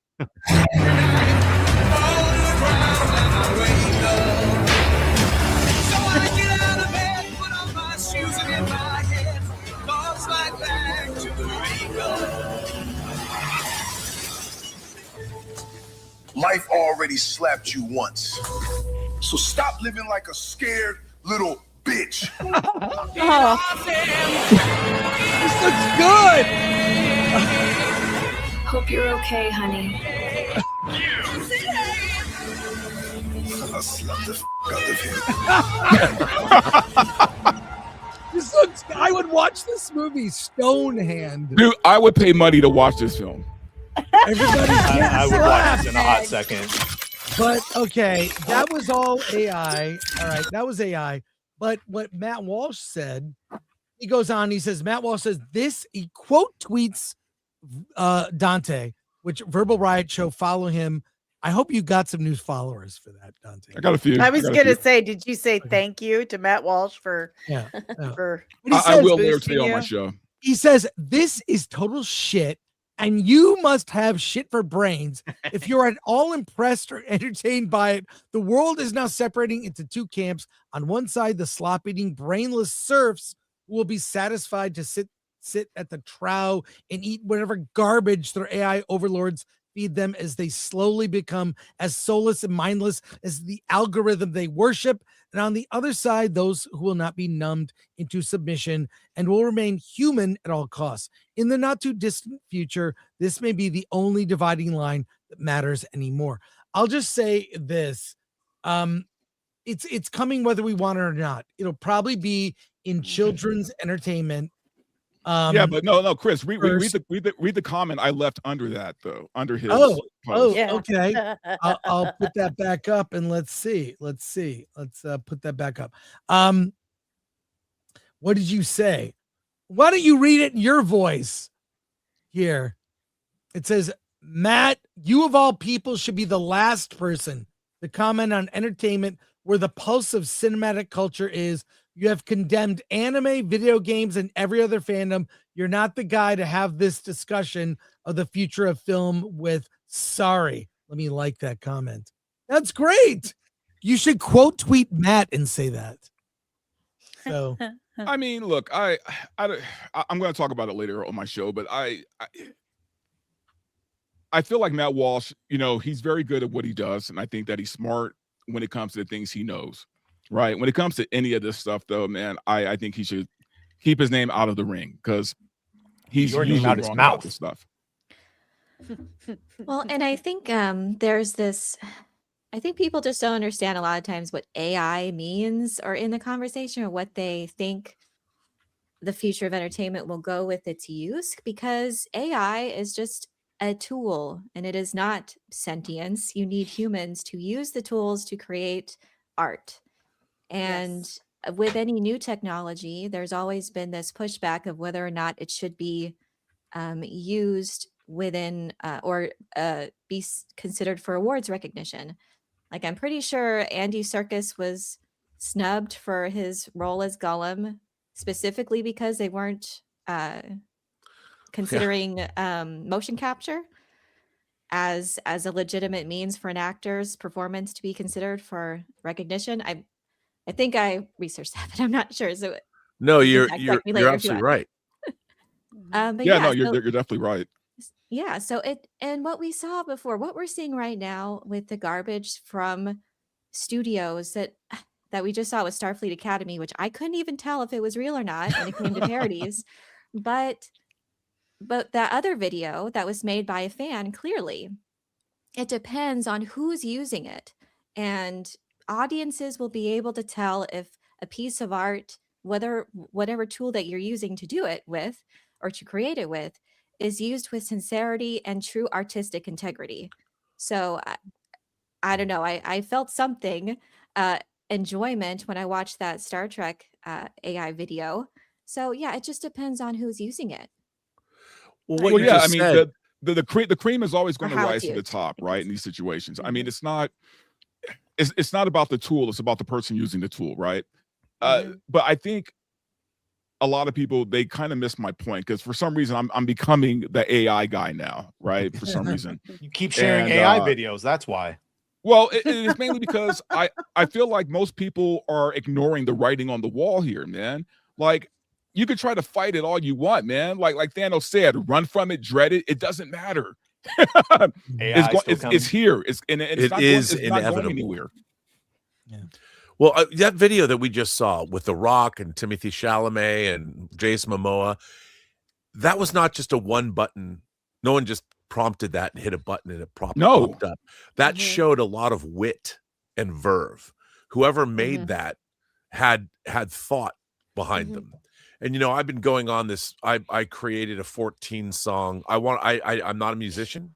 I only ever played trumpet in junior high school. I wanted to be Miles Davis and realized I just never could be, so I quit. But I made an album with AI. Now I'm making an app, and I'm doing a number of things and working in pre-production using AI. And I would say that the album that I made using AI was definitely a reflection of me. And I can say that I don't think anybody ever would have made the songs that I made because they were too specific. I mean, if you think someone's going to make a goth dirge about the alien in the Hyperion cantos that Dan Simmons wrote, well, okay, maybe somebody would. But in my case, I don't think anybody would. And when I worked on this record, which, by the way, you can now get on Spotify, it's up to the audience to say whether they see any value in the songs. But I know in the process that I used as this tool, I made something that I thought was reflective of me. And I was surprised by that, which is why I did it. Now I'm seeing if I can make an app. Am I a programmer or a coder? No, but this is a skill set I would have had to have learned for a long. I don't have the skill set, so it's allowing me to bring something to making an app that I think only I would do. And while I don't know how to code, I'm still using the tools to bring something from my perspective, which I think anybody should do. And I think it's funny you say that, Rob, because just from what you said right there, right? It reminds me of back in the day, right? In the early 80s, late 70s, right? When hip hop just started kind of, making its way up. Everyone was like, oh, this isn't real music. They're not even using real instruments. They're just spinning, records on a turntable, right? It's not a real art form. Flash forward to what now? I mean, it's like the biggest music genre in the world. So yeah, everything starts somewhere, right? And it starts, with it's going to be crass, right? It's going to be a little crude. It's not going to look great, but eventually it's going to get there. And that is my point with AI. And it is a tool. It does the same conversation were happening back in the day with CGI over practical effects. And you had you look at Jurassic World where they use all CGI dinosaurs, in Jurassic Park we have practical effects and very little CGI in there. The practical effects still hold up. And now you have the Marvel helmets being CGI'd. Almost all of what was it? Ant-Man Quantumania was all done in front of a green screen, and you could totally tell it didn't look good. People want the actual helmets back instead of CGI helmets. And now it's gotten to the point where we have something like the Lion King live action where it's just all CGI and not actually animals. And everybody is just totally okay with that. They're calling all CGI live action. So I think that it's just the conversation. It's just a different tool now. Now it's just AI. Right. It's just another tool that can be utilized. Now, can it be utilized for, something terrible? Yeah, obviously. But I think it's something that you're just going to have to get used to because it can be incorporated in something and it can make it look better or it can make it look worse depending on who's using it. And depending on who and how you use it is, again, a really the most important aspect of it. How Robert is using it. I use it in I guess kind of a weird way. I'm writing a comic book and I don't get started on concept art for another week. And sometimes I'm doing something and it'd be really helpful if I could just look at the person I'm writing about or look at the monster I'm writing about. So I'll make a little AI character and put it up on my desktop and just kind of use that to stare at it, have it there while I'm, writing. I know it sounds really funny, weird while I'm saying it out loud, but that's what I do. And it's helped because I can't draw at all, but I don't share it anywhere. I don't intend to use it at all, but it's given me something that I can look at while I'm writing. 100%. Any sense? Yeah, like AI. Look, I don't think we're never going to reach a point where AI is going to write a film by itself, make the film by itself on its own accord. That's never going to happen. Like, I mean, unless we're talking like 1,000 years in the future, but that's not going to happen. It's going to be utilized by human beings, right? Mm-hmm. What those human beings do with it is what matters. And I think that what it does is it evens the playing field, man, right? If I'm an independent filmmaker, but I don't have the resources of a major studio, AI kind of gives me a little bit of leverage. Hey, let's switch topics here and talk about the Oscars. I have two topics related to the Oscars. The Oscar nominations were announced last Thursday. Alan and I were here at 5 a.m. Pacific time. We went through the nominees, but your old friend Matt comes back. Are the Oscars' new DEI rules ruining movies? And Matt Walsh had to say, how to get nominated for the Academy Awards. Step 1, be black. Step 2, make a movie about how white people are racist. Step 3, prepare your acceptance speech. He goes hard. I don't think I agree with this. But there are rules that basically say that you must have some diversity in the cast or behind the scenes in order to be eligible to win a Best Picture nomination. James Woods had something to say about the rules here. It's a short clip here I'm going to play. Let me cue it up for you and let's watch it. Here's the problem. In order to qualify for an Oscar now, one of the two leads has to be a minority of some kind, person of color, gay, whatever. And, and if it's not that, then at least a certain percentage, I think it's 50% of the crew has to be a minority. So, well, when you start doing that, no studio or other producer is ever going to make a movie that can't qualify for an Oscar. So those are the rules now. And all of a sudden, where does the old white guy fit in? He's the head of the evil corporation, and always, okay? When you can predict a movie from the cast list, they've kind of shot themselves in the foot. And here's the problem. Yeah, this made it, in my opinion, I agree with them on that point. It makes it boring because you've replaced old stereotypes with new ones that make movies predictable. That's a really good watch, by the way. And it's really sad because James talks about he would love to be an actor still, but he's just not allowed. He's persona non grata because of who he votes for politically. I mean, there's Taylor Sheridan. Yeah, but look, right. I mean, he can work for him. Let's. I don't know if anyone has a comment on this, but I really think Sinners is the runaway. It's not only critically acclaimed, it's the best box office among the nominees. Let me share here. I've got something else to show. But also, really quickly, Matt Walsh's whole thing that you just posted or that you just read had to do with Sinners. He's pissed off that for some reason that Sinners got nominated because he thinks Sinners is the most racist movie ever made. More racist than Mississippi Burning, right? the most racist movie ever fucking made, right, Matt? Oh my god! But not only that, but it's been nominated. It's like the most nominated movie of all time. 16. Yeah. Yep. Well, let's go look at the numbers. Oh man, it's no Amelia Perez. But this is from Dave Poland's The Hot Button, a Substack. These are the all 10 Oscar nominated Best Picture by box office. Okay, Sinners is number 1. And honestly, I'm going to say that probably hurts it. These are domestic box office numbers. Domestic. Though, right? Yes, domestic box office. So it probably hurts it because the Academy doesn't think they tend to go for the smaller movie that needs help that didn't make money. Anyways, what do we glean? Sinners number 1 at 279 million. F1 189.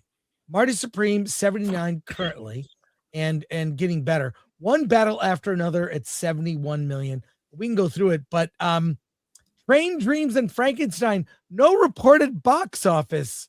Both films had limited runs in the theater, but have Oscar noms. What do we take from this? I don't know if I agree with Matt on this film. I mean, look, if I'm being honest, I love Sinners, but I personally thought F1 was the best movie last year. Like that would have been my pick. I loved F1, and I like Sinners. I love Sinners a lot, but for me, I something about F1 I just really bonded with. With that said, you can't take away. Look, if a good movie's being nominated, then a good movie's being nominated, right? It's kind of like when Expedition 33, won every game award in the world because it was the best game that year. So, I'm not saying Sinners was the best of last year, but I think box office wise, it was pretty phenomenal, and I think critic wise, it did really well. So, I can't even argue that Sinners has been nominated for this many awards. I mean, well, my point has always been look here. So what's my point is look at this wasn't list. nominated for anything.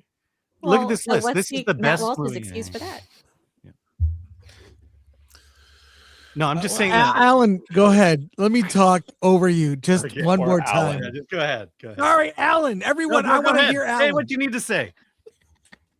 No, all I'm saying is look at the top movies of the year. That's what we were given in 2025. Right. So, I mean, the reason. Look, I love Sinners too. I think it is the best movie of the year. But I'm looking at what it's up against, and of course, it's going to get the most nominations. It also helps that there's music involved in this, which One Battle After Another did. There's also costumes and makeup that One Battle After Another didn't have. And so, it's going to win the lion's share of the nominations because look at the list. Yeah. Well, and to Dante's point, Wicked for Good would have been out, but apparently the press tour creeped people out, so they didn't vote for them. Did you see that? Yeah. What an interesting and diverse list of stories that are up for best. I think this is a great list of films. They're all different from one another. Burgonia is a remake of a Korean science fiction or a social science fiction movie. One Battle After Another is based on a Thomas Pynchon novel. Marty Supreme is a weird, wacky biopic. F1 is a crowd-pleasing, popcorn-munching action extravaganza. Sentimental Value is a really introspective, really interesting movie with an incredible central performance. I mean, this is what you want to see in your Oscar list, and I would say that and Sinners is an auteurist vision of an area and a time that's evocative of American history. I never walked out of a movie and then went back and did research to find out, were Chinese people really living in that part of the Mississippi Delta at that time? And they were. They were. And I had never heard that story before. What do you think built our railroads? Yeah, and I don't train dreams. That's train dreams. Yeah, I thought they were more. Yeah, I know. I thought they were more, more based, more West Coast. I had no idea. And it's like, what's not to love about that film? The cinematography. Well, I can tell you, the music's great. I can tell you the theaters are not happy with this list. Right. No. It sounds great, right? Vampires, cars, aliens, ping pong, all the things, but when you get into the nuts and bolts, it's not foreign films. Yeah. Well, and the problem is because Academy Award nominated films used to also be the biggest movies that came out that year for the most part. Mm-hmm. I mean, Forrest Gump, that one was a huge phenomenon. Right. And then the question. Amadeus was a huge movie. Does it still have that allure? I'm sorry, go ahead. Just say, does it still have that allure? Like once the Oscars are just something that we're watching on YouTube, and if Netflix lowers their release windows, who really cares about getting your film now into the Oscars? It's not the same as it was a decade ago, even. Yeah, I was going to comment on that too. I was going to say that at this point, it's not like anyone really cares about these things anymore. But it kind of.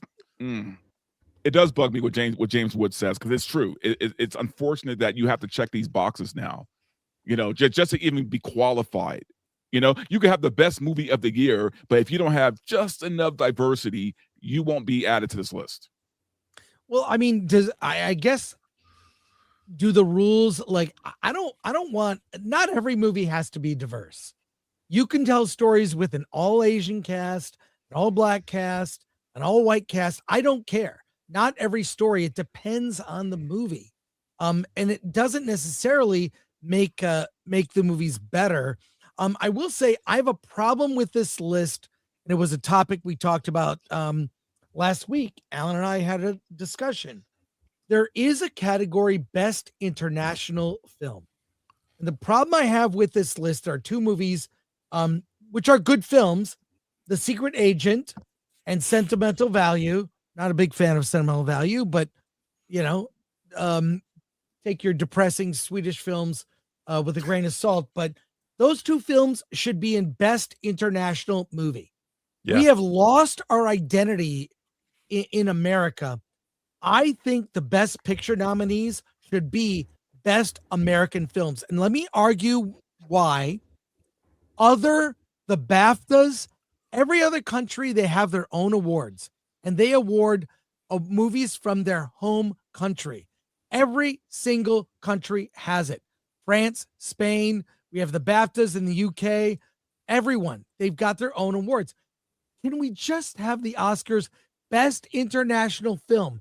Anything from any other country is eligible, but for Best Picture, can we have an American movie? I feel we are losing our identity in America by not awarding truly a story that could only be American, like a film like Sinners is a very American story.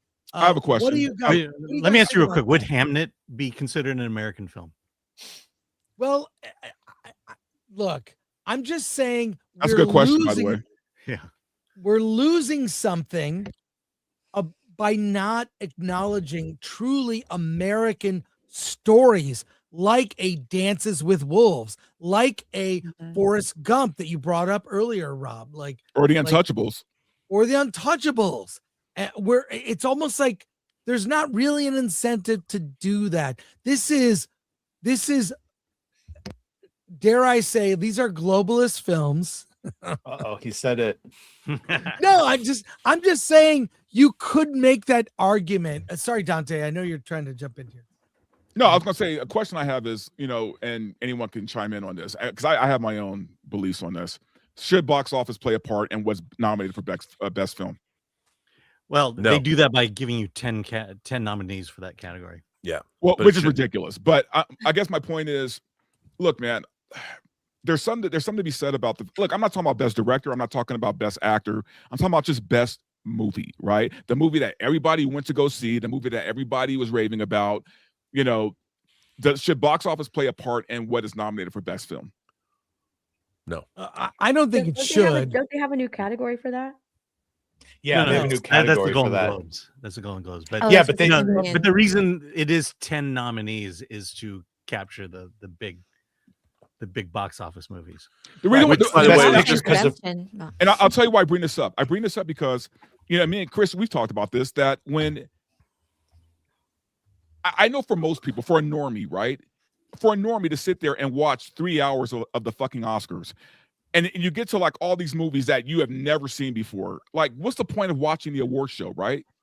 If I remember back in the day, when we watched the Oscars, in the 80s and 90s, I had probably seen all the movies that were nominated, right? Because I went to the theater to watch those movies. That's not the Oscars problem. That's Hollywood for making shitty movies no one wants to watch.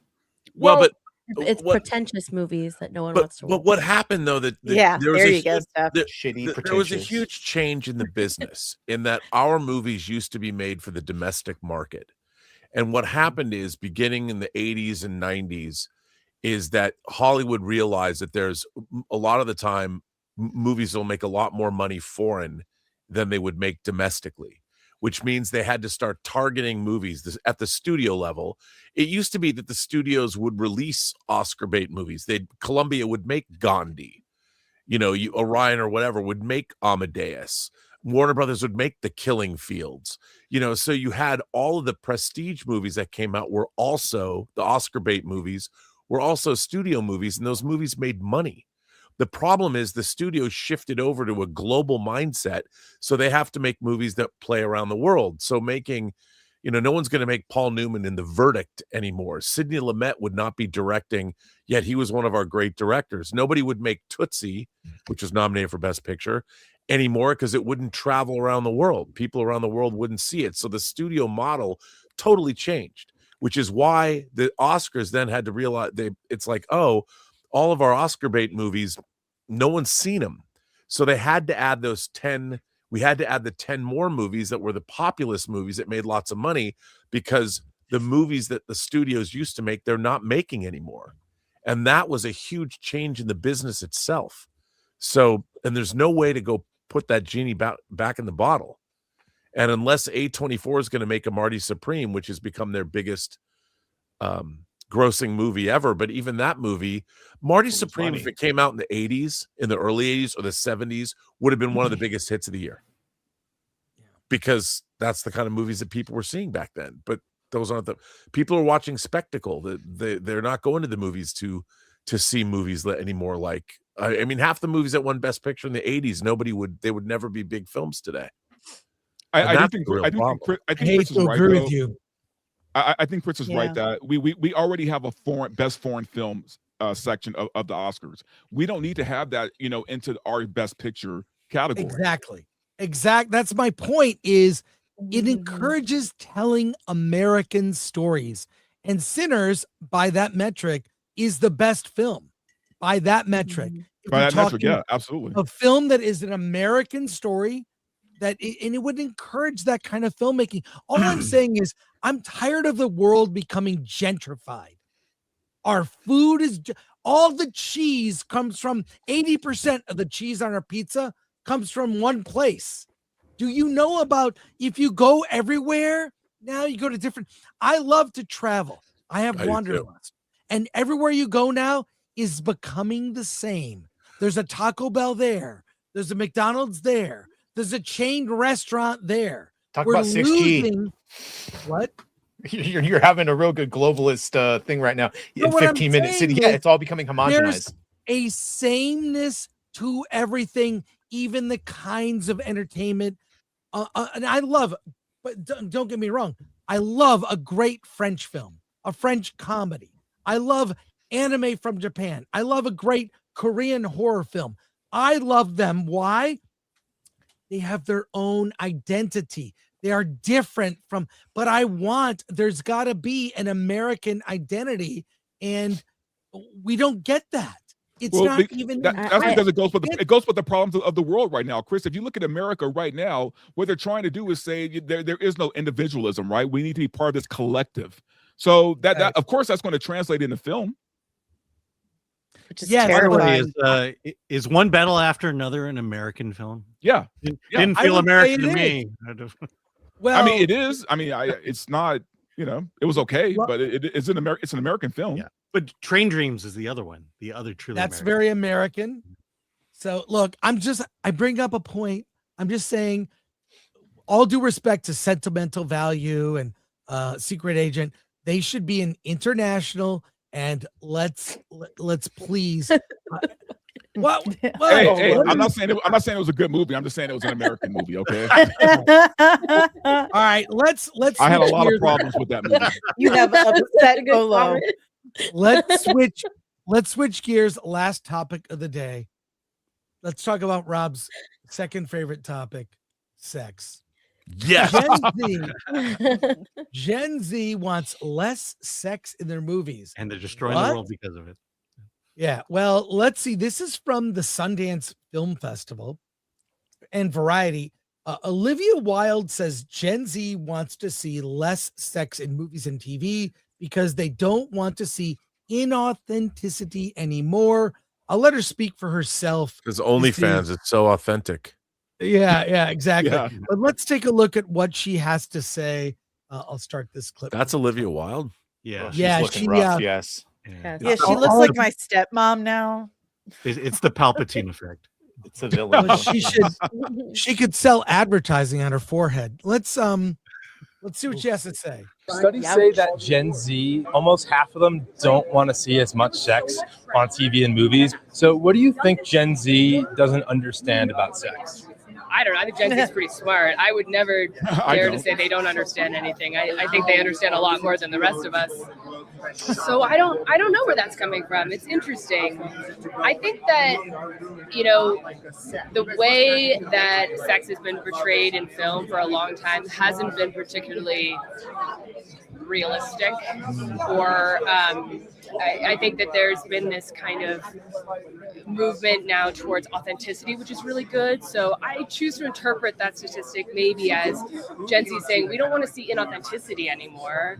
We want to see like real relationships, and we want to have something that feels more genuine. So I like that movement, and I think that this movie is just like an incredibly irreverent, playful take on showing this part of kind of the sexual evolution of a young person. And the whole idea is like, try things, live your life, experiment, and fall on your face and get back up. And sex is kind of used sort of as the metaphor for something that's really applicable to everybody's experience. Like, you're going to go through life and you should just be very open to what it allows you to experience. That sounds like an episode of Versus for a second there. Everybody talking. What do we think about what she has to say? And I've heard this before. This is not a new information about Gen Z. No, I mean, I think it tracks, man. I mean, they've said that Gen Z has less sex than any other generation, right?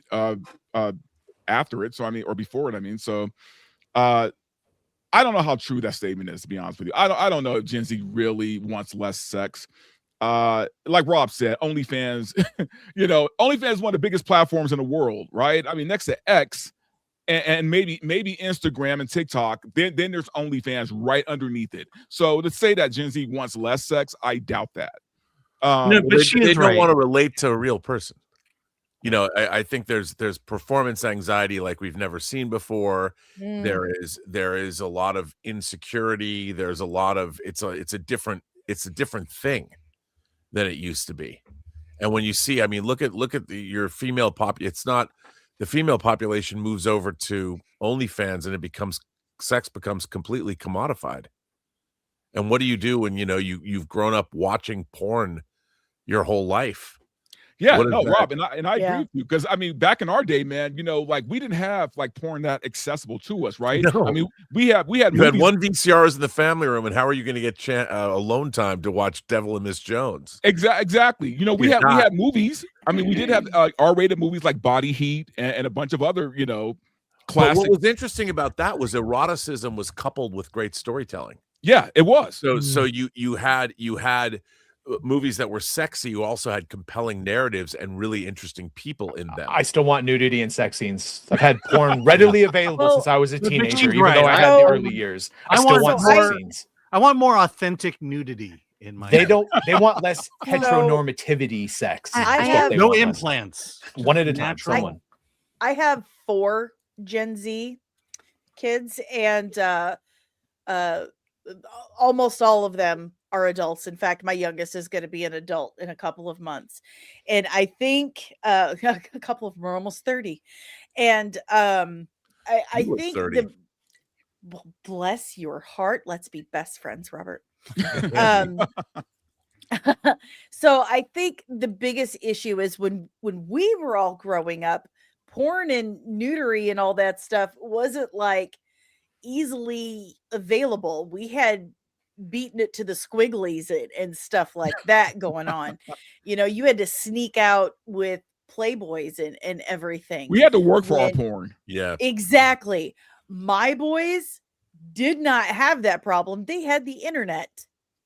They could look up pretty much anything, and it was right there. It was whatever they wanted, whenever they wanted it, right then and there. And all 4 of my kids, who are now adults, are all very much, they don't want to see that shit on TV. Like, they don't really care for it. They think it's in bad taste. They see it as, what, anybody can bone, anybody can do that. That's not what's impressive to me. That's something that should be kind of held sacred. So maybe I did a really good job raising them, but they're onto something here. They've just been inundated with it so much that they're like, that's not what we want to see anymore. That's not what entertains us. Well, It's literally everywhere. There's a difference between sex scenes and eroticism, right? Absolutely. Like when I think of a sexy movie, to me, the sexiest movie of all fucking time for me will always be 9.5 Weeks. 9.5 Weeks it's embedded into my brain, right? And there was a sexiness to it. Even when they weren't having sex, there was a sexiness to it. Great story, man. There's the masturbation scene to artwork. In that movie. It was amazing. Mickey Rourke, man, looking better than he's ever looked, man. Kim Basinger. But that kind of storytelling is gone, right? So yeah, I guess if you're just left with random sex scenes, it doesn't feel like anything, right? It's just. Well, I am curious as to why Gen Z. Well, because the question the reporter asked was, "This is the statistic that we pulled, or whatever," and his question was, why don't they understand sex? I think he kind of made a leap to a conclusion from that. I'm curious as to what actually is the reason for that. Me personally, not Gen Z, but I don't particularly enjoy sex scenes in films or TV shows. I'm like the Henry Cavill camp in that regard, because once you know that's going to happen, personally, I feel like the story stops there. It's just the sex scene then. And once you know that's going to happen, that's when that story, okay, we know that's what's going to happen. And there's no story being told during that process. That's just my personal taste. And maybe that could be as well, like you were saying, Danny, that if it's just not written well, if there's no story developing there in the relationship, I don't know, then.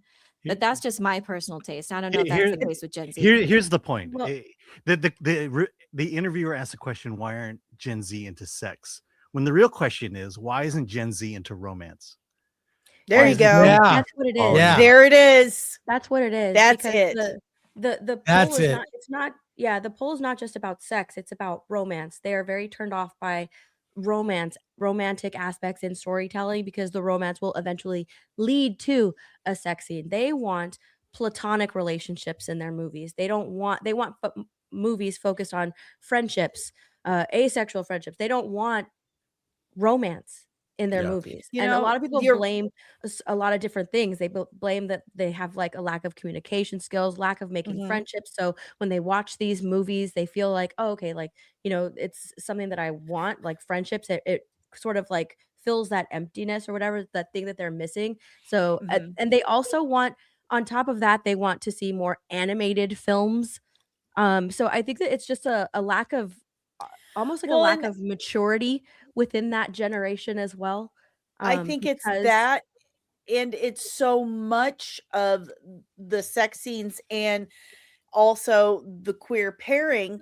Like my daughter was watching Wednesday, and I don't know what the roommate's name is off the top of my head, but she kept seeing all the shipping for Wednesday and her roommate, and my daughter was like, what the F, man? Like, why can't people just be friends? What is wrong with that? Yeah. Why can't I watch a show with friends anymore? It stressed her out so bad. She just wanted to watch something where there were friends. And I got to thinking about it. Like, you're right. Like, why is it every time my kid goes to turn on a show, they end up making out or ending up in a romantic relationship? And I have to wow, well, that's not the case with Wednesday, though. You just mean I know, gratefully. Yes. Well, that's interesting too, because of the shipping, though. Yes. Like all of the people like shipping. They're the absolute even worst. In Wednesday and Enid are genuinely just friends. Yes. But yeah, I saw that too, and I see a lot of that. Like what? Because that's friendship stories are great. I love those. I love friendship stories. That's why they don't want romance. They don't want sex scenes, but they want to ship someone. It's weird. Yeah, no. But every series, that's why they write the characters like that, so that the audience member, whoever they're watching, can form their own type of relationship with them. Like they encourage that type of thing. Mm-hmm. Right. But they're getting every sick show, of it. We'll get through it eventually. If every show had a man and a woman in it, and every series eventually you want those two people to Mulder and Scully, go back even, right? Dawn and Xander in the beginning of Buffy. That is just the way. If there was a man and a woman, because men and women like each other, genuinely speaking, people ship them. But because they've taken that out, and most shows don't have that, you start shipping everyone. That's why sex is confusing, because they've told them there's a billion different genders and a billion different, so they're fucking confused on it. But then sometimes it does make sense, and it should be there, i.e. a pluribus, where the sex scene with her at the end is super important because it means she finally gave in to the my point is sometimes it can be done, but many times they're not doing it for the Bones, a good writer, Castle, but they're not doing that. Right. What's guy from X-Files? The David Duchovny. No. Creator. Why can't I say Chris Carter? Chris Carter. Thank you, Chris Carter. He said all the time that once you put Mulder and Scully together, show would be over. Yep. I agree. Yeah. I agree. And you know what? And we saw that back in the day. If you're an old timer like me, you saw that with Moonlighting, right? The minute that Bruce Willis's character hooked up with Sybil Shepherd, show was over, right? It just floundered after that, right? After the second season. So yeah, that's the formula. It's like if you don't keep that tension there and you finally just let them give into it, then you might as well make that your series finale. Yep. Because there's nowhere to go after that.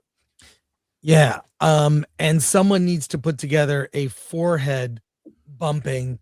We've seen so much of that replace romance in movies where there should have been a kiss and there's a forehead bumping. So I don't know. I agree with Alan. Romance. Also, I agree with Elaine.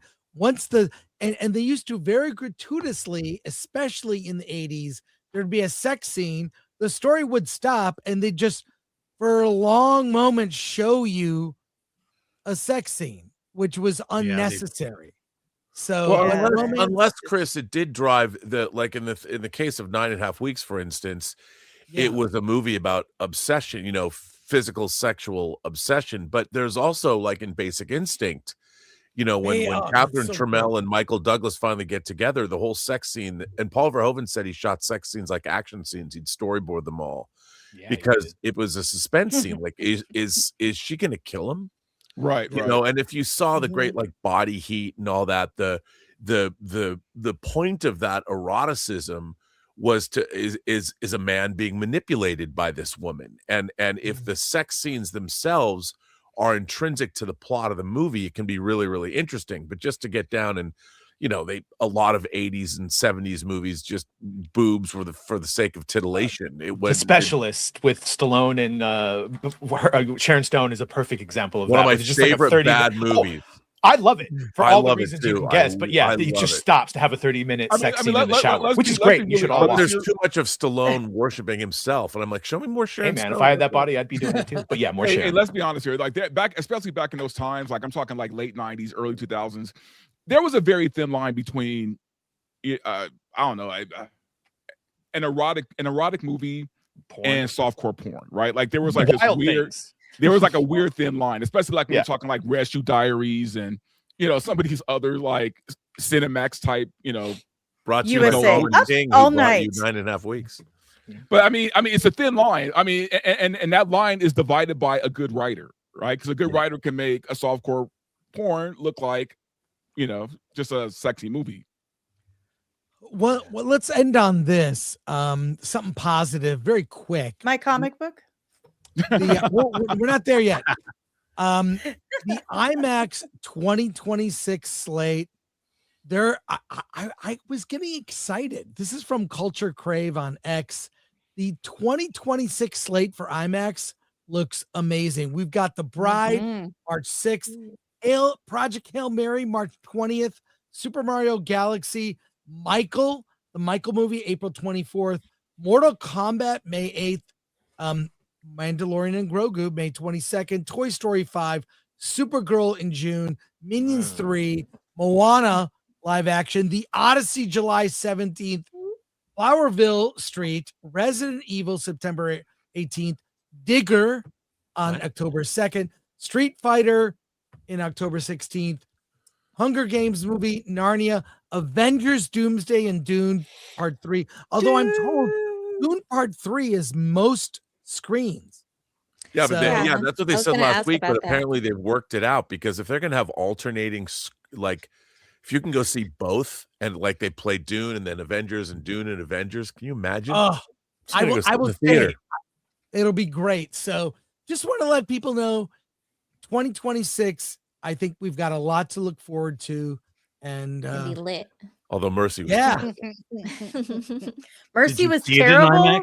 Terrible. Mercy was bad. Oh, no, really? I saw a double feature of Mercy and Return to Silent Hill last week, and I wanted to scoop my eyeballs out with a teeth. How was Silent Hill? Oh, don't do that, Robert. Don't. How was Silent Hill, Rob? He wanted to take his eyeballs out. Silent Hill was god awful, and I was really disappointed because Christoph Gans came back. I mean, it was interminable.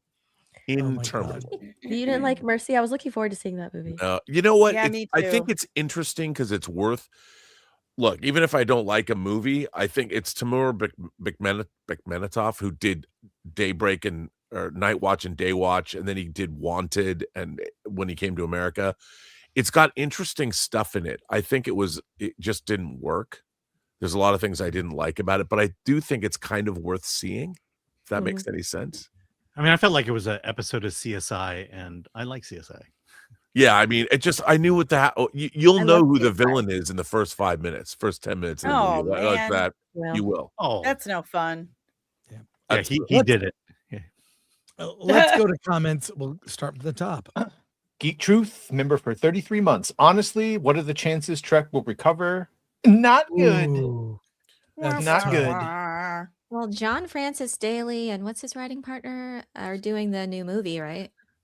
They say how many people have been hired to do the next movie? I mean, it's Ryan Johnson has a trilogy of Star Trek coming. I thoroughly enjoyed Dungeons and Dragons. So I did too, but we'll see. Yeah, could be. Let's move my on. favorite franchise, and it's Jason its Webster. 60th anniversary this year. And Shatner turns 95 in March. I love that. It looks good. Love that. Jason Webster for 2, now showing Starfleet 90210. It feels like it. That was a more sophisticated show. Beverly Hills 90210 was way more sophisticated than Starfleet Academy. It was. All the stuff it's trying to rip off of, we could just watch those things. Yeah, it's more Degrassi. Shinotsky for 199. This is why Starship Troopers, the novel, is superior. Thanks, Shinotsky. Haven't seen you in a while. Thanks. Sean Hart for 499. Matt Walsh's take on AI are consistently and hilariously unhinged. You gotta troll him, Dante. Oh, yeah, I agree troll with him. your point, Verbal, that he's not the best person to talk about entertainment and pop culture. Yeah, he's not the guy. He's not the guy. Kiprol for 2. The Orville began as parody, now better than Trek. Yep. It did. It started as parody, and there are some serious episodes of the show. Yeah. The Mocklin episode where the kid is going to be forcibly transed is a that was hugely a crazy good episode. one. Yeah. Not another name for 5. I remind you of the book. If anyone builds it, everybody dies. We are not prepared for real AI. There's a lot of truth to that. Real AI won't give a shit about us. The one A train for 10. I have recently wondered why Matt Walsh has pseudo declared himself the arbiter of what goes in and out of the cultural zeitgeist. Stay in your lane, dude. Am I wrong for thinking that? Not at all. I mean, I don't mind him being part of the conversation, but like, I'm not going to listen to what he thinks about Star Wars. I don't think he's even kept up with it, you know? Yeah, but I would say most people who talk about movies on the internet probably feel the same way. Yeah, exactly. Rumble Rant from Caveat Ties for 5. Majority bots on Spotify reflects on a near utopian world where AI rules based on the will of the majority, and it reflects on people becoming philosophically lazy. Huh. What is Tyranny. Majority Bots? Is that a podcast? Caveat Ties, let us know. So, yeah. Let us know. I'm going to look it up. Okay. Figs 93 for 5. Where are we going to see the Star Trek goes and the AI does at? The YouTube. Yeah, YouTube. Starfleet Dreams is the name of that channel. I found when I was Googling, someone made a full feature-length Starfleet Academy fan film. It's on YouTube. Yeah. I haven't seen it. It's in my history to watch. And Caveat Tie says it's a short story, the thing that he mentioned. Yeah. Okay, thank you, Caveat. Yeah, but like, just if it's this, I agree with Dante. If it's this good now, I agree with Dante and his smile right now. He's frozen. Oh, you had frozen for a second. There I am. There I am. If it's this good now, it's only going to get better. And I think it'll replace certain, but I do think this is my positive take on AI. It'll end up being a category like anime. It'll be like, oh, that's an AI movie. And some will be good and some will be bad. In fact, most will be bad. But it'll end up a category. They're still going to make authentic indie movies. They're still going to make horror films. But AI will be a category. And that's where it's going to end up. But it's going to happen. So well, but there's also going to be things like, for instance, in terms of like horror, it's to make a great jump scare takes a certain flair. You know, you have to know, like, for instance, one of the great jump scares ever is in Exorcist 3. And to understand how long you have to wait to set up that scene before you do the snap zoom and you see the things come out, that's a very objective or a very subjective thing. And you need a human being to decide that. Yeah, I don't think an AI would get that jump scare quite right. I agree. And I found Majority Bots. It's on Spotify. It's a short story. Thank you. Real life Jeremy Griggs for 2. Show us your tatas, Olivia. Yeah, Alpha Dog. God, that picture is scary. Oh, Jeremy. Is that Jeremy? A homosexual man. No, it's real life. I mean, Matthew Hammond for 2. Nudity is added to movies in lieu of storytelling. Sometimes. Yeah, there were bad movies. Look, when I was a teenager, I loved like a teen sex comedy, Porky's, but Porky's was about more. It was about anti-Semitism. In addition, there were a lot more. There was more nuance, even with Fast Times at Ridgemont High.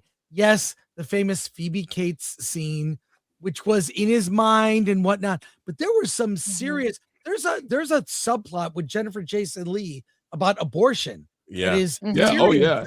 It's not like a very serious. Yeah.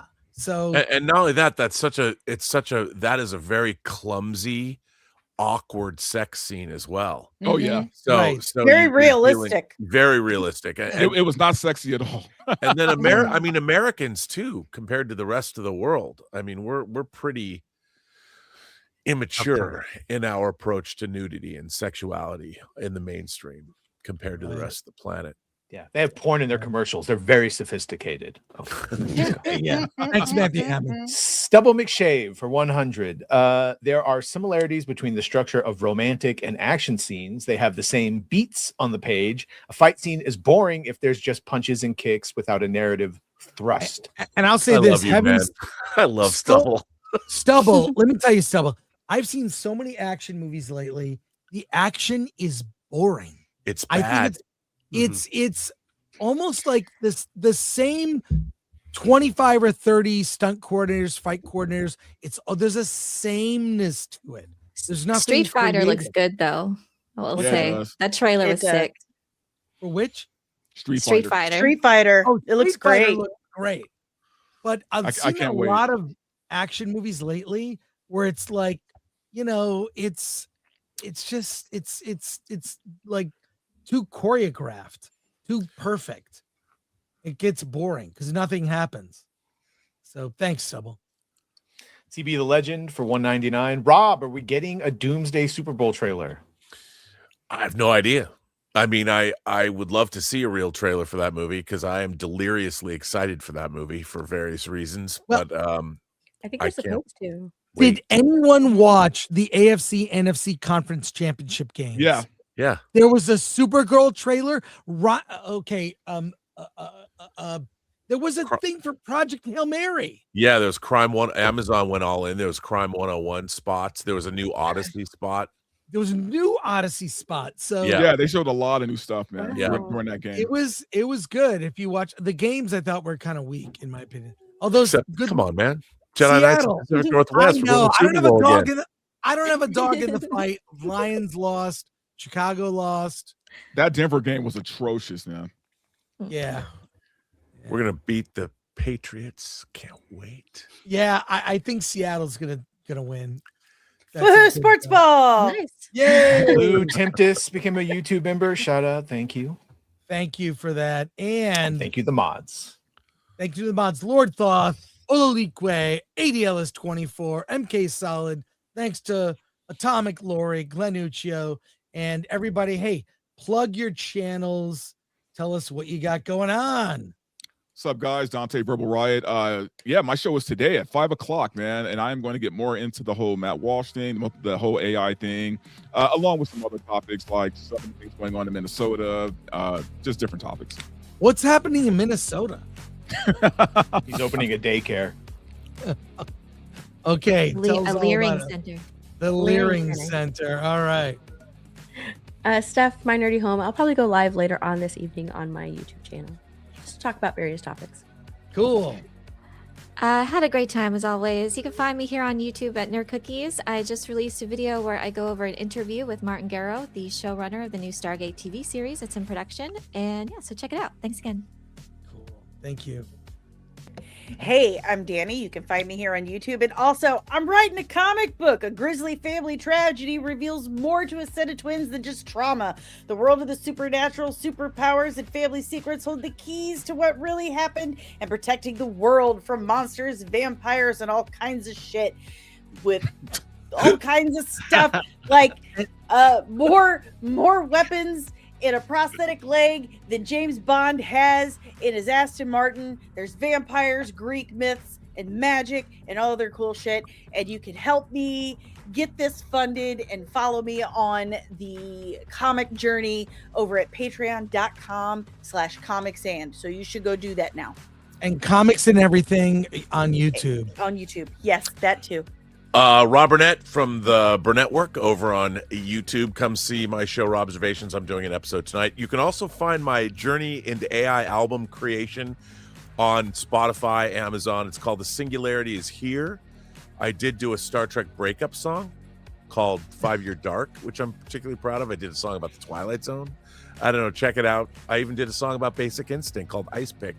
So go to Spotify, and my band is RMB and the Imagination Connoisseurs, because there is no Imagination Connoisseurs. I just imagined there was a band because there wasn't, but check it out. And I love your Dr. Doom sweater there, Rob. It's very, very. You like that? I thought love a little like footballer from the UK, but yeah, it's also my Doom.